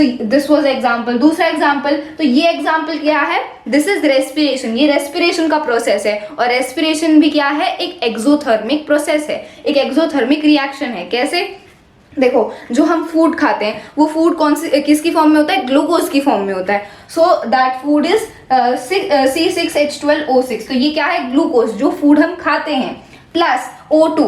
O2 क्या है, ऑक्सीजन। ऑक्सीजन हम ब्रीथ करते हैं। ठीक है, सो वो जो फूड है वो ऑक्सीजन के साथ क्या होता है, रिएक्ट करता है, कंबाइन करता है और क्या बनाता है, carbon dioxide plus H2O plus energy. और इसी एनर्जी की वजह से हम अपने दिन भर का काम करते हैं। ठीक है, तो जब रेस्पिरेशन होती है, जब हम खाना खाते हैं in the form of glucose और फिर हम जब ऑक्सीजन इनहेल करते हैं तो वो जो फूड है हमारा वो ऑक्सीजन के साथ कंबाइन करता है, रिएक्ट करता है और क्या प्रोड्यूस करता है, कार्बन डाइऑक्साइड, वाटर और एनर्जी। और ये जो एनर्जी होती है हीट एनर्जी की फॉर्म में होती है। ठीक है, सो ये भी क्या है, एक एक्सोथर्मिक रिएक्शन है। Respiration is also a exothermic reaction, क्योंकि एनर्जी प्रोड्यूस होती है that is in the form of heat. ठीक है, आई होप आपको ये कंसेप्ट अच्छे से समझ आ गया है। So this was all about combination reaction. Now let's discuss the second type of chemical reaction which is decomposition reaction. So friends, now let's discuss the second type of chemical reaction which is decomposition reaction. तो decomposition reaction combination reaction का बिल्कुल उल्टा है, opposite है। कैसे? combination reaction क्या होता है, जिसमें 2 या 2 से ज्यादा reactants आपस में react करते हैं, combine करते हैं और एक नया सिंगल प्रोडक्ट बनाते हैं। लेकिन decomposition reaction में एक सिंगल हमारे पास reactant होता है और वो रिएक्शन के बाद अपने सिंपलर प्रोडक्ट्स में ब्रेक डाउन हो जाता है, डीकम्पोज हो जाता है। आपको नाम से ही पता लग रहा होगा, डीकम्पोजिशन रिएक्शन मतलब एक सिंगल प्रोडक्ट रिएक्शन के बाद अपने सिंपलर प्रोडक्ट्स में ब्रेक डाउन होता है। कुछ एग्जांपल्स देखते हैं, जैसे ये हमारे पास कंपाउंड है फेरस सल्फेट। तो जब ये कंपाउंड है फेरस सल्फेट, ये क्या है, हमारा रिएक्टेंट है। रिएक्शन से पहले क्या होता है, रिएक्टेंट होता है। तो जब हम इसको हीट प्रोवाइड करते हैं तब ये क्या अपने सिंपलर प्रोडक्ट्स में ब्रेक डाउन हो जाता है। कौन से है वो सिंपलर प्रोडक्ट्स, ये है ferric oxide plus sulphur dioxide. तो ये अपने सिंपलर प्रोडक्ट्स में ब्रेक डाउन हो गया जब इस फेरस सल्फेट को हमने हीट प्रोवाइड करी। समझ आया, इसको डीकम्पोजिशन रिएक्शन बोलते हैं। अब डीकम्पोजिशन रिएक्शन में हमारा एक सब पार्ट है, क्या है, एंडोथर्मिक रिएक्शन। एंडोथर्मिक रिएक्शन क्या होता है, हमने एक्सोथर्मिक रिएक्शन पढ़ा था जिसमें रिएक्शन के बाद हीट प्रोड्यूस होती है, इवॉल्व होती है। लेकिन एंडोथर्मिक रिएक्शन में बिल्कुल उल्टा है, हमें हीट प्रोवाइड करनी पड़ती है जब वो डीकम्पोज होता है। ठीक है, तो डीकम्पोजिशन रिएक्शन एंडोथर्मिक रिएक्शन होते हैं। कैसे एंडोथर्मिक रिएक्शन होते हैं, हमें इसको ब्रेक डाउन करने के लिए, इस रिएक्टेंट को ब्रेक डाउन करने के लिए हमें हीट प्रोवाइड करनी पड़ती है, एनर्जी प्रोवाइड करनी पड़ती है। ठीक है, तभी ये जाके ब्रेक डाउन होगा अपने सिंपलर प्रोडक्ट्स में। इसीलिए डीकम्पोजिशन रिएक्शंस को हम क्या बोलते हैं, एंडोथर्मिक रिएक्शन बोलते हैं, क्योंकि हमें हीट या फिर एनर्जी प्रोवाइड करनी पड़ती है रिएक्शन के लिए। ठीक है, आपको नाम से ही पता लग रहा होगा, एंडोथर्मिक मतलब इनसाइड हमें हीट प्रोवाइड करनी पड़ती है, एनर्जी प्रोवाइड करनी पड़ती है for the reaction to take place. ठीक है, अब कुछ एग्जांपल्स देखते हैं। सो पहला एग्जांपल था फेरस सल्फेट को जब हमने हीट प्रोवाइड करी तो वो अपने सिंपलर प्रोडक्ट्स में ब्रेक डाउन हो गया। Ferric oxide plus sulphur dioxide plus sulphur trioxide. और दूसरा एग्जांपल लेते हैं, जैसे ये क्या है, कैल्शियम कार्बोनेट, जिसको हम लाइमस्टोन भी बोलते हैं। तो जब हम इसको हीट प्रोवाइड करते हैं तो ये अपने सिंपलर प्रोडक्ट्स में ब्रेक डाउन हो जाता है, calcium oxide plus carbon dioxide. ठीक है, देन ये है सिल्वर क्लोराइड। जब हम इसको सनलाइट में रख देते हैं, धूप में रख देते हैं, तो ये अपने सिंपलर प्रोडक्ट्स में ब्रेक डाउन हो जाता है, सिल्वर और क्लोरीन। ठीक है, देन ये क्या है, वाटर, H2O इज वाटर। तो वाटर में से जब हम इलेक्ट्रिक करंट को पास करते हैं तो वो ब्रेक डाउन हो जाता है हाइड्रोजन और ऑक्सीजन में। वाटर किससे बनता है, हाइड्रोजन और ऑक्सीजन से। तो जब हम वाटर में से इलेक्ट्रिसिटी पास करते हैं, इलेक्ट्रिक करंट पास करते हैं, तो वो हाइड्रोजन और ऑक्सीजन में ब्रेक डाउन हो जाता है। सो ये सारे एग्जांपल्स थे डीकम्पोजिशन रिएक्शन के। और डीकम्पोजिशन रिएक्शन एंडोथर्मिक रिएक्शन होते हैं क्योंकि हमें एनर्जी प्रोवाइड करनी पड़ती है फॉर द रिएक्शन, और वो एनर्जी किसी भी फॉर्म में हो सकती है। That energy can be heat, sunlight और इलेक्ट्रिसिटी। वो एनर्जी किसी भी फॉर्म में हो सकती है, वो हीट भी हो सकती है, सनलाइट भी हो सकता है, इलेक्ट्रिसिटी भी हो सकती है। अगर हम रिएक्शन के लिए एनर्जी प्रोवाइड कर रहे हैं तो वो एंडोथर्मिक रिएक्शन है। ठीक है, so this was all about decomposition reaction. Now let's discuss the third type of chemical reaction which is displacement reaction. So friend, displacement reactions के बारे में डिस्कस करने से पहले हमें रिएक्टिविटी सीरीज के बारे में पता होना चाहिए, क्योंकि रिएक्टिविटी सीरीज का आगे बहुत ज़्यादा यूज़ है। और अगर आपको रिएक्टिविटी सीरीज नहीं याद है तो आगे आप बहुत ज़्यादा प्रॉब्लम फेस करोगे। सो सबसे पहले आई विल रिकमेंड कि आप इस रिएक्टिविटी सीरीज को याद कर लो। ये क्या है, रिएक्टिविटी सीरीज मतलब कौन सा मेटल या नॉन मेटल कितना ज़्यादा रिएक्टिव है। ठीक है, तो पोटेशियम सबसे ज़्यादा रिएक्टिव है, फिर सोडियम उससे कम, कैल्शियम उससे कम, मैग्नीशियम उससे कम, और ऐसे ऐसे सबसे लास्ट में है गोल्ड, मतलब गोल्ड सबसे कम रिएक्टिव होता है। ठीक है, तो ये रिएक्टिविटी सीरीज है, कौन कितना ज्यादा रिएक्टिव है। और ये रिएक्टिविटी नीचे से ऊपर इंक्रीज हो रही है, मतलब पोटेशियम सबसे ज्यादा रिएक्टिव है और गोल्ड सबसे कम रिएक्टिव है। ठीक है, तो आप वीडियो को पॉज करके इसे नोट डाउन कर सकते हो और इसे याद कर लो, क्योंकि इस रिएक्टिविटी सीरीज का आगे बहुत ज्यादा यूज है। So friends, now let's discuss the third type of chemical reaction which is displacement reaction. तो displacement reaction क्या होता है? Displacement reaction होता है जब किसी रिएक्शन में एक ज्यादा रिएक्टिव मेटल या नॉन मेटल एक कम रिएक्टिव मेटल या नॉन मेटल को रिप्लेस कर देता है, डिस्प्लेस कर देता है। नाम से ही पता लग रहा होगा, डिस्प्लेसमेंट रिएक्शन मतलब कोई मेटल या नॉन मेटल किसी दूसरे एलिमेंट को डिस्प्लेस कर देता है, रिप्लेस कर देता है। ठीक है, कौन रिप्लेस करता है? जो ज्यादा रिएक्टिव है वो कम रिएक्टिव को रिप्लेस कर देगा, उसकी जगह ले लेगा। कुछ एग्जांपल्स देखते हैं, जैसे iron plus copper sulphate is equal gives iron sulphate plus copper. तो देखो इस रिएक्शन में क्या हो रहा है, यहाँ पे पहले आयरन था और वो कॉपर सल्फेट के साथ क्या हो रहा है, रिएक्ट हो रहा है। लेकिन फिर प्रोडक्ट क्या मिला हमें, आयरन सल्फेट मिला। मतलब आयरन ने क्या किया, कॉपर को डिस्प्लेस कर दिया, रिप्लेस कर दिया। कैसे रिप्लेस किया? क्योंकि आयरन कॉपर से ज्यादा रिएक्टिव है। ये हमने रिएक्टिविटी सीरीज में अभी अभी पढ़ा था और मैं आई होप आपने वो याद भी कर ली होगी। रिएक्टिविटी सीरीज आपको पता होना चाहिए कौन सा मेटल किससे ज्यादा रिएक्टिव है, कौन सा मेटल कितना रिएक्टिव है। ठीक है, तो आयरन कॉपर से ज्यादा रिएक्टिव है, इसलिए आयरन ने कॉपर की जगह ले ली और कॉपर को बाहर निकाल दिया, साइड कर दिया। ठीक है, तो इसको डिस्प्लेसमेंट रिएक्शन बोलते हैं, जब कोई पर्टिकुलर एलिमेंट किसी दूसरी एलिमेंट की जगह ले लेता है, उसको रिप्लेस कर देता है। ठीक है, और कौन रिप्लेस करेगा? जो ज्यादा रिएक्टिव होता है। तो आयरन कॉपर से ज्यादा रिएक्टिव था, इसलिए आयरन ने कॉपर को रिप्लेस कर दिया। सो हमें प्रोडक्ट क्या मिले? Iron sulphate plus copper. दूसरा एग्जांपल देखते हैं, zinc plus copper sulphate gives zinc sulphate plus copper. तो देखो इसमें क्या हो रहा है, जिंक और कॉपर सल्फेट आपस में रिएक्ट कर रहे हैं और जिंक ने क्या किया? जिंक ने दोबारा से कॉपर को रिप्लेस कर दिया, डिस्प्लेस कर दिया। कैसे डिस्प्लेस किया? क्योंकि जिंक कॉपर से ज्यादा रिएक्टिव है। अगर आपको रिएक्टिविटी सीरीज याद है तो उसमें हमने क्या देखा था कि जिंक कॉपर से ज्यादा रिएक्टिव है, इसीलिए जिंक ने कॉपर की जगह ले ली और कॉपर को बाहर निकाल दिया। ठीक है, सो ये डिस्प्लेसमेंट रिएक्शन होता है। डिस्प्लेसमेंट रिएक्शन को अगर आपको समझना है तो आपको रिएक्टिविटी सीरीज बहुत अच्छे से याद होनी चाहिए। ठीक है, अगला एग्जाम्पल डिस्कस करते हैं, lead plus copper chloride gives lead chloride plus copper. तो देखो इस रिएक्शन में क्या हो रहा है, लेड ने क्या किया? दोबारा से कॉपर को रिप्लेस कर दिया, क्योंकि लेड कॉपर से ज्यादा रिएक्टिव है। लेड ने कॉपर की जगह ले ली और प्रोडक्ट क्या बना? Lead chloride plus copper. ठीक है, तो ये डिस्प्लेसमेंट रिएक्शंस हैं। आई होप आपको समझ आ गया है।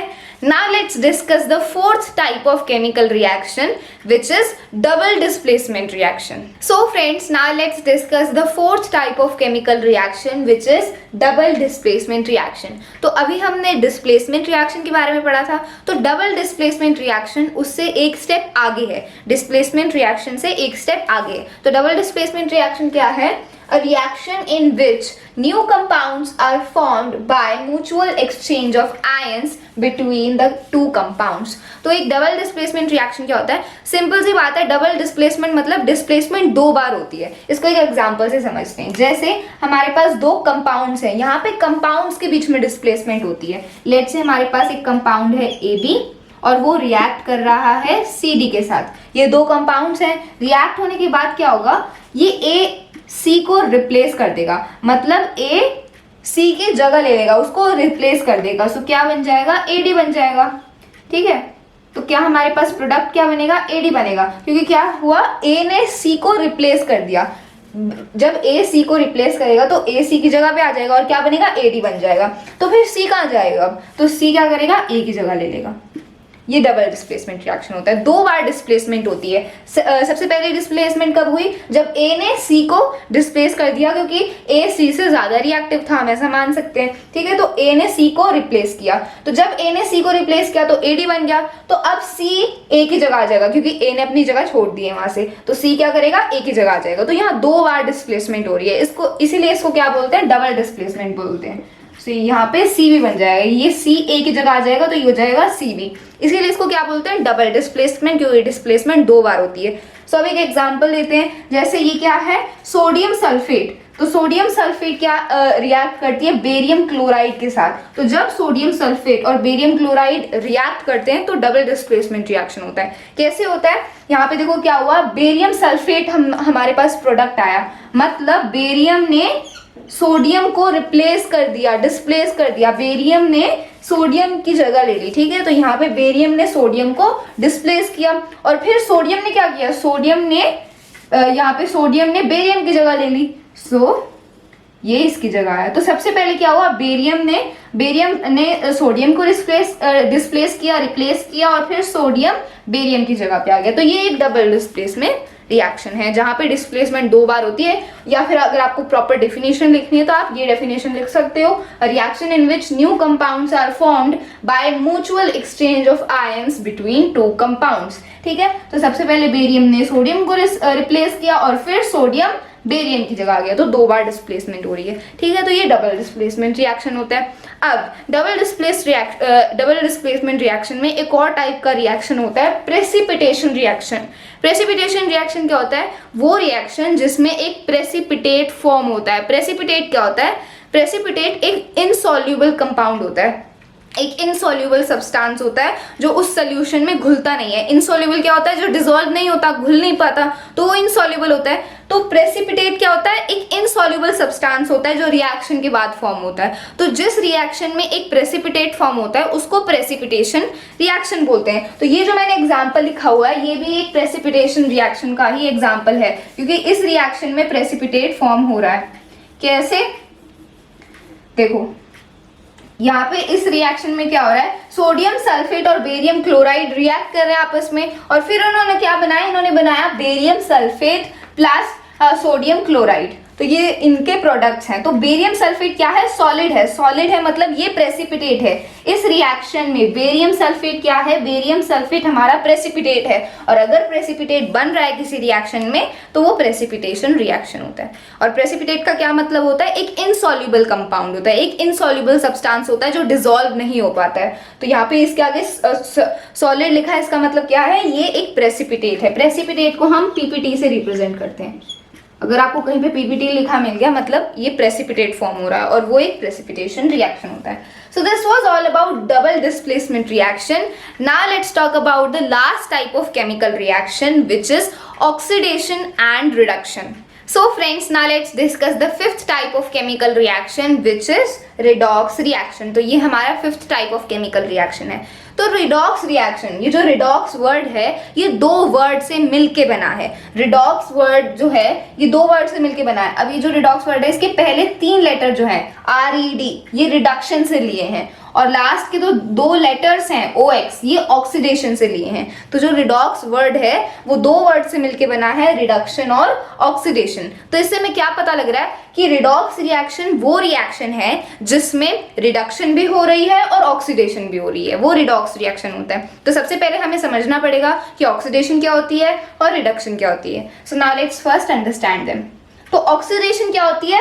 The addition of oxygen.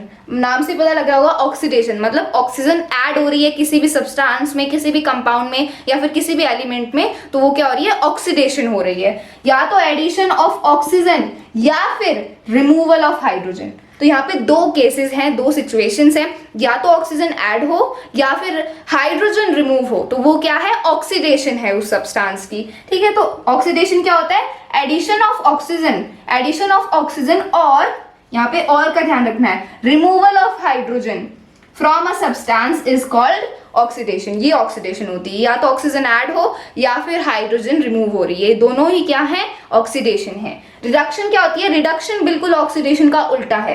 Reduction में क्या होता है? एडिशन ऑफ हाइड्रोजन, हाइड्रोजन की एडिशन होती है. ठीक है, सो अगर हाइड्रोजन किसी भी सब्सटेंस में, किसी भी कंपाउंड या फिर एलिमेंट में ऐड हो रहा है तो वो क्या है? रिडक्शन है. या तो एडिशन ऑफ ऑक्सीजन या फिर रिमूवल ऑफ ऑक्सीजन, या तो ऑक्सीजन रिमूव हो रही है तो वो भी क्या है? रिडक्शन है. अगर ऑक्सीजन रिमूव हो रही है वो भी रिडक्शन है, या फिर हाइड्रोजन ऐड हो रही है वो भी रिडक्शन है. ठीक है, सो इसको रिडक्शन बोलते हैं. यहाँ और का ध्यान रखना है. So when addition of hydrogen और removal of oxygen from a substance is called reduction, तो वो रिडक्शन होती है. तो ऑक्सीडेशन और रिडक्शन जब एक साथ होते हैं किसी रिएक्शन में तो उन दोनों को हम क्या बोलते हैं? रिडॉक्स रिएक्शन बोलते हैं. जब किसी भी रिएक्शन में ऑक्सीडेशन भी हो और रिडक्शन भी हो तो वो रिएक्शन कौन सा होता है? रिडॉक्स रिएक्शन होता है. समझ आ गया? तो एक एग्जांपल देखते हैं. जैसे कॉपर ऑक्साइड प्लस हाइड्रोजन को, जब ये जो कॉपर ऑक्साइड और हाइड्रोजन जब रिएक्ट करेंगे, इन्हें जब हम हीट प्रोवाइड करेंगे तो प्रोडक्ट्स क्या बनेंगे? Copper plus water. तो यहाँ पे देखो हमारे पास था कॉपर ऑक्साइड, और जब रिएक्शन के बाद कॉपर बन गया मतलब कॉपर में से ऑक्सीजन क्या होगी? रिमूव हो गई. और अगर ऑक्सीजन रिमूव होती है, रिमूवल ऑफ ऑक्सीजन, मतलब यहाँ पे कॉपर ऑक्साइड का क्या हो रहा है?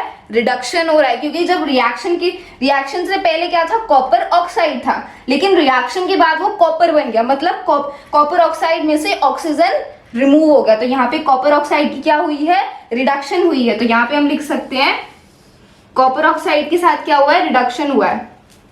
सो यहाँ पे कॉपर ऑक्साइड की रिडक्शन हुई है क्योंकि कॉपर ऑक्साइड में से रिएक्शन के बाद ऑक्सीजन रिमूव हो गया. अब देखो और ये जब ऑक्सीजन यहाँ से रिमूव हुआ तो ये ऑक्सीजन कहाँ पे गया, हाइड्रोजन के पास चला गया। तो हाइड्रोजन की क्या हो रही है, ऑक्सीडेशन हो रही है, क्योंकि देखो रिएक्शन से पहले तो सिर्फ हाइड्रोजन था, लेकिन रिएक्शन के बाद उसके साथ ऑक्सीजन जुड़ गया, मतलब यहाँ पे हाइड्रोजन की क्या हो रही है, ऑक्सीडेशन हो रही है। तो हम लिख सकते हैं हाइड्रोजन की क्या हो रही है, ऑक्सीडेशन, ऑक्सीडेशन। तो ये रिएक्शन किसका एग्जाम्पल है, रिडॉक्स रिएक्शन का एग्जाम्पल है, क्योंकि इस रिएक्शन में ऑक्सीडेशन भी हो रही है और रिडक्शन भी हो रही है। रिडक्शन किसकी हो रही है, कॉपर ऑक्साइड की हो रही है, क्योंकि रिएक्शन के बाद कॉपर ऑक्साइड कॉपर बन जा रहा है, उसमें से ऑक्सीजन रिमूव हो गया। और हाइड्रोजन की ऑक्सीडेशन हो रही है, क्योंकि रिएक्शन के बाद हाइड्रोजन में ऑक्सीजन जुड़ गया। ठीक है, तो ये रिडॉक्स रिएक्शन का एग्जाम्पल है। आई होप आपको ऑल द टाइप्स क्लियर हैं केमिकल रिएक्शन के। हमने पांचों टाइप्स पढ़ लिए हैं केमिकल रिएक्शन के।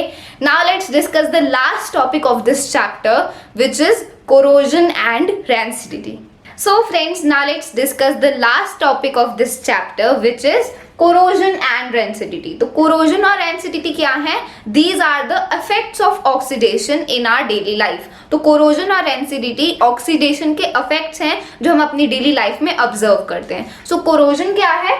Corrosion is when metal surfaces are attacked by oxygen, moisture, water, acids, etc. present in the atmosphere.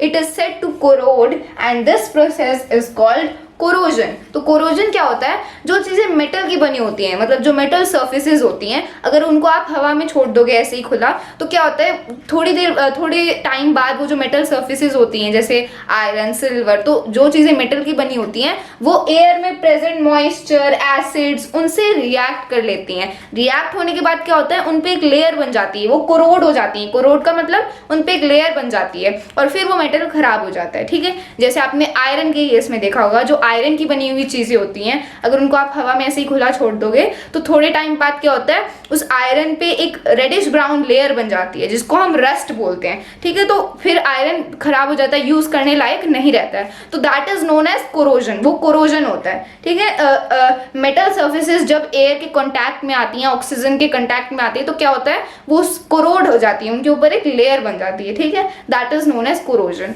तो कोरोजन एक अच्छा प्रोसेस नहीं है, तो कोरोजन को प्रिवेंट करने के लिए हम क्या कर सकते हैं, मेटल सर्फेसेस के ऊपर पेंट कर सकते हैं या ग्रीस की कोटिंग कर सकते हैं। ठीक है, ऐसे कोरोजन प्रिवेंट किया जा सकता है। दूसरा इफेक्ट है रैंसिडिटी। सो रैंसिडिटी क्या है, it is the process of slow oxidation of oil and fat present in the food resulting in the change of smell and taste in them. So rancidity क्या होता है, अब जो खाने की चीजें ऑयल और फैट से बनी होती है, मतलब जिन फूड मटेरियल्स में ऑयल और फैट होता है, तो वो क्या होते हैं, जब वो ऑक्सीजन के कांटेक्ट में आते हैं वो फूड मटेरियल, तो वो जो फूड मटेरियल है वो ऑक्सीडाइज्ड हो जाता है और उसके टेस्ट और स्मेल में बहुत ज्यादा चेंज आ जाता है। जैसे आपने देखा होगा जो चिप्स के पैकेट होते हैं, लेज होते हैं, अगर उनको आप खोल के ऐसी हवा में छोड़ देते हो तो फिर क्या होता है, वो खाने लायक नहीं रहते हैं, उनका स्मेल चेंज हो जाता है और उनके टेस्ट में भी चेंज आ जाता है, उनका टेस्ट बिल्कुल अच्छा नहीं लगता है और खराब सी स्मेल आने लग जाती है। इसी को बोलते हैं रैंसिडिटी। इसीलिए जो फूड मटीरियल्स ऑयल और फैट से बने होते हैं उनको रैंसिडिटी से प्रिवेंट करने के लिए हम क्या करते हैं, उनमें नाइट्रोजन भर देते हैं। जैसे फॉर एग्जाम्पल चिप्स के पैकेट है तो उनमें हम क्या करते हैं, नाइट्रोजन गैस भर देते हैं ताकि वो ऑक्सीजन के कांटेक्ट में ना आए और उनका टेस्ट खराब ना हो और उनकी स्मेल भी चेंज ना हो। इसलिए रैंसिडिटी को प्रिवेंट करने के लिए हम क्या करते हैं, वो जो फूड मटेरियल होते हैं उसको नाइट्रोजन से फ्लश करते हैं, पूरा नाइट्रोजन भर देते हैं उसमें। ठीक है, so this was about the topic corrosion and rancidity. So this was our last topic. Here we have finished our chapter number 1 chemical reactions and equations. तो ये हमारा chapter number 1 था साइंस का। I hope आपको सारे topics और सारे questions अच्छे से समझ आ गए हैं। If you have any doubt left in any topic of this chapter, tell me in the comment box below.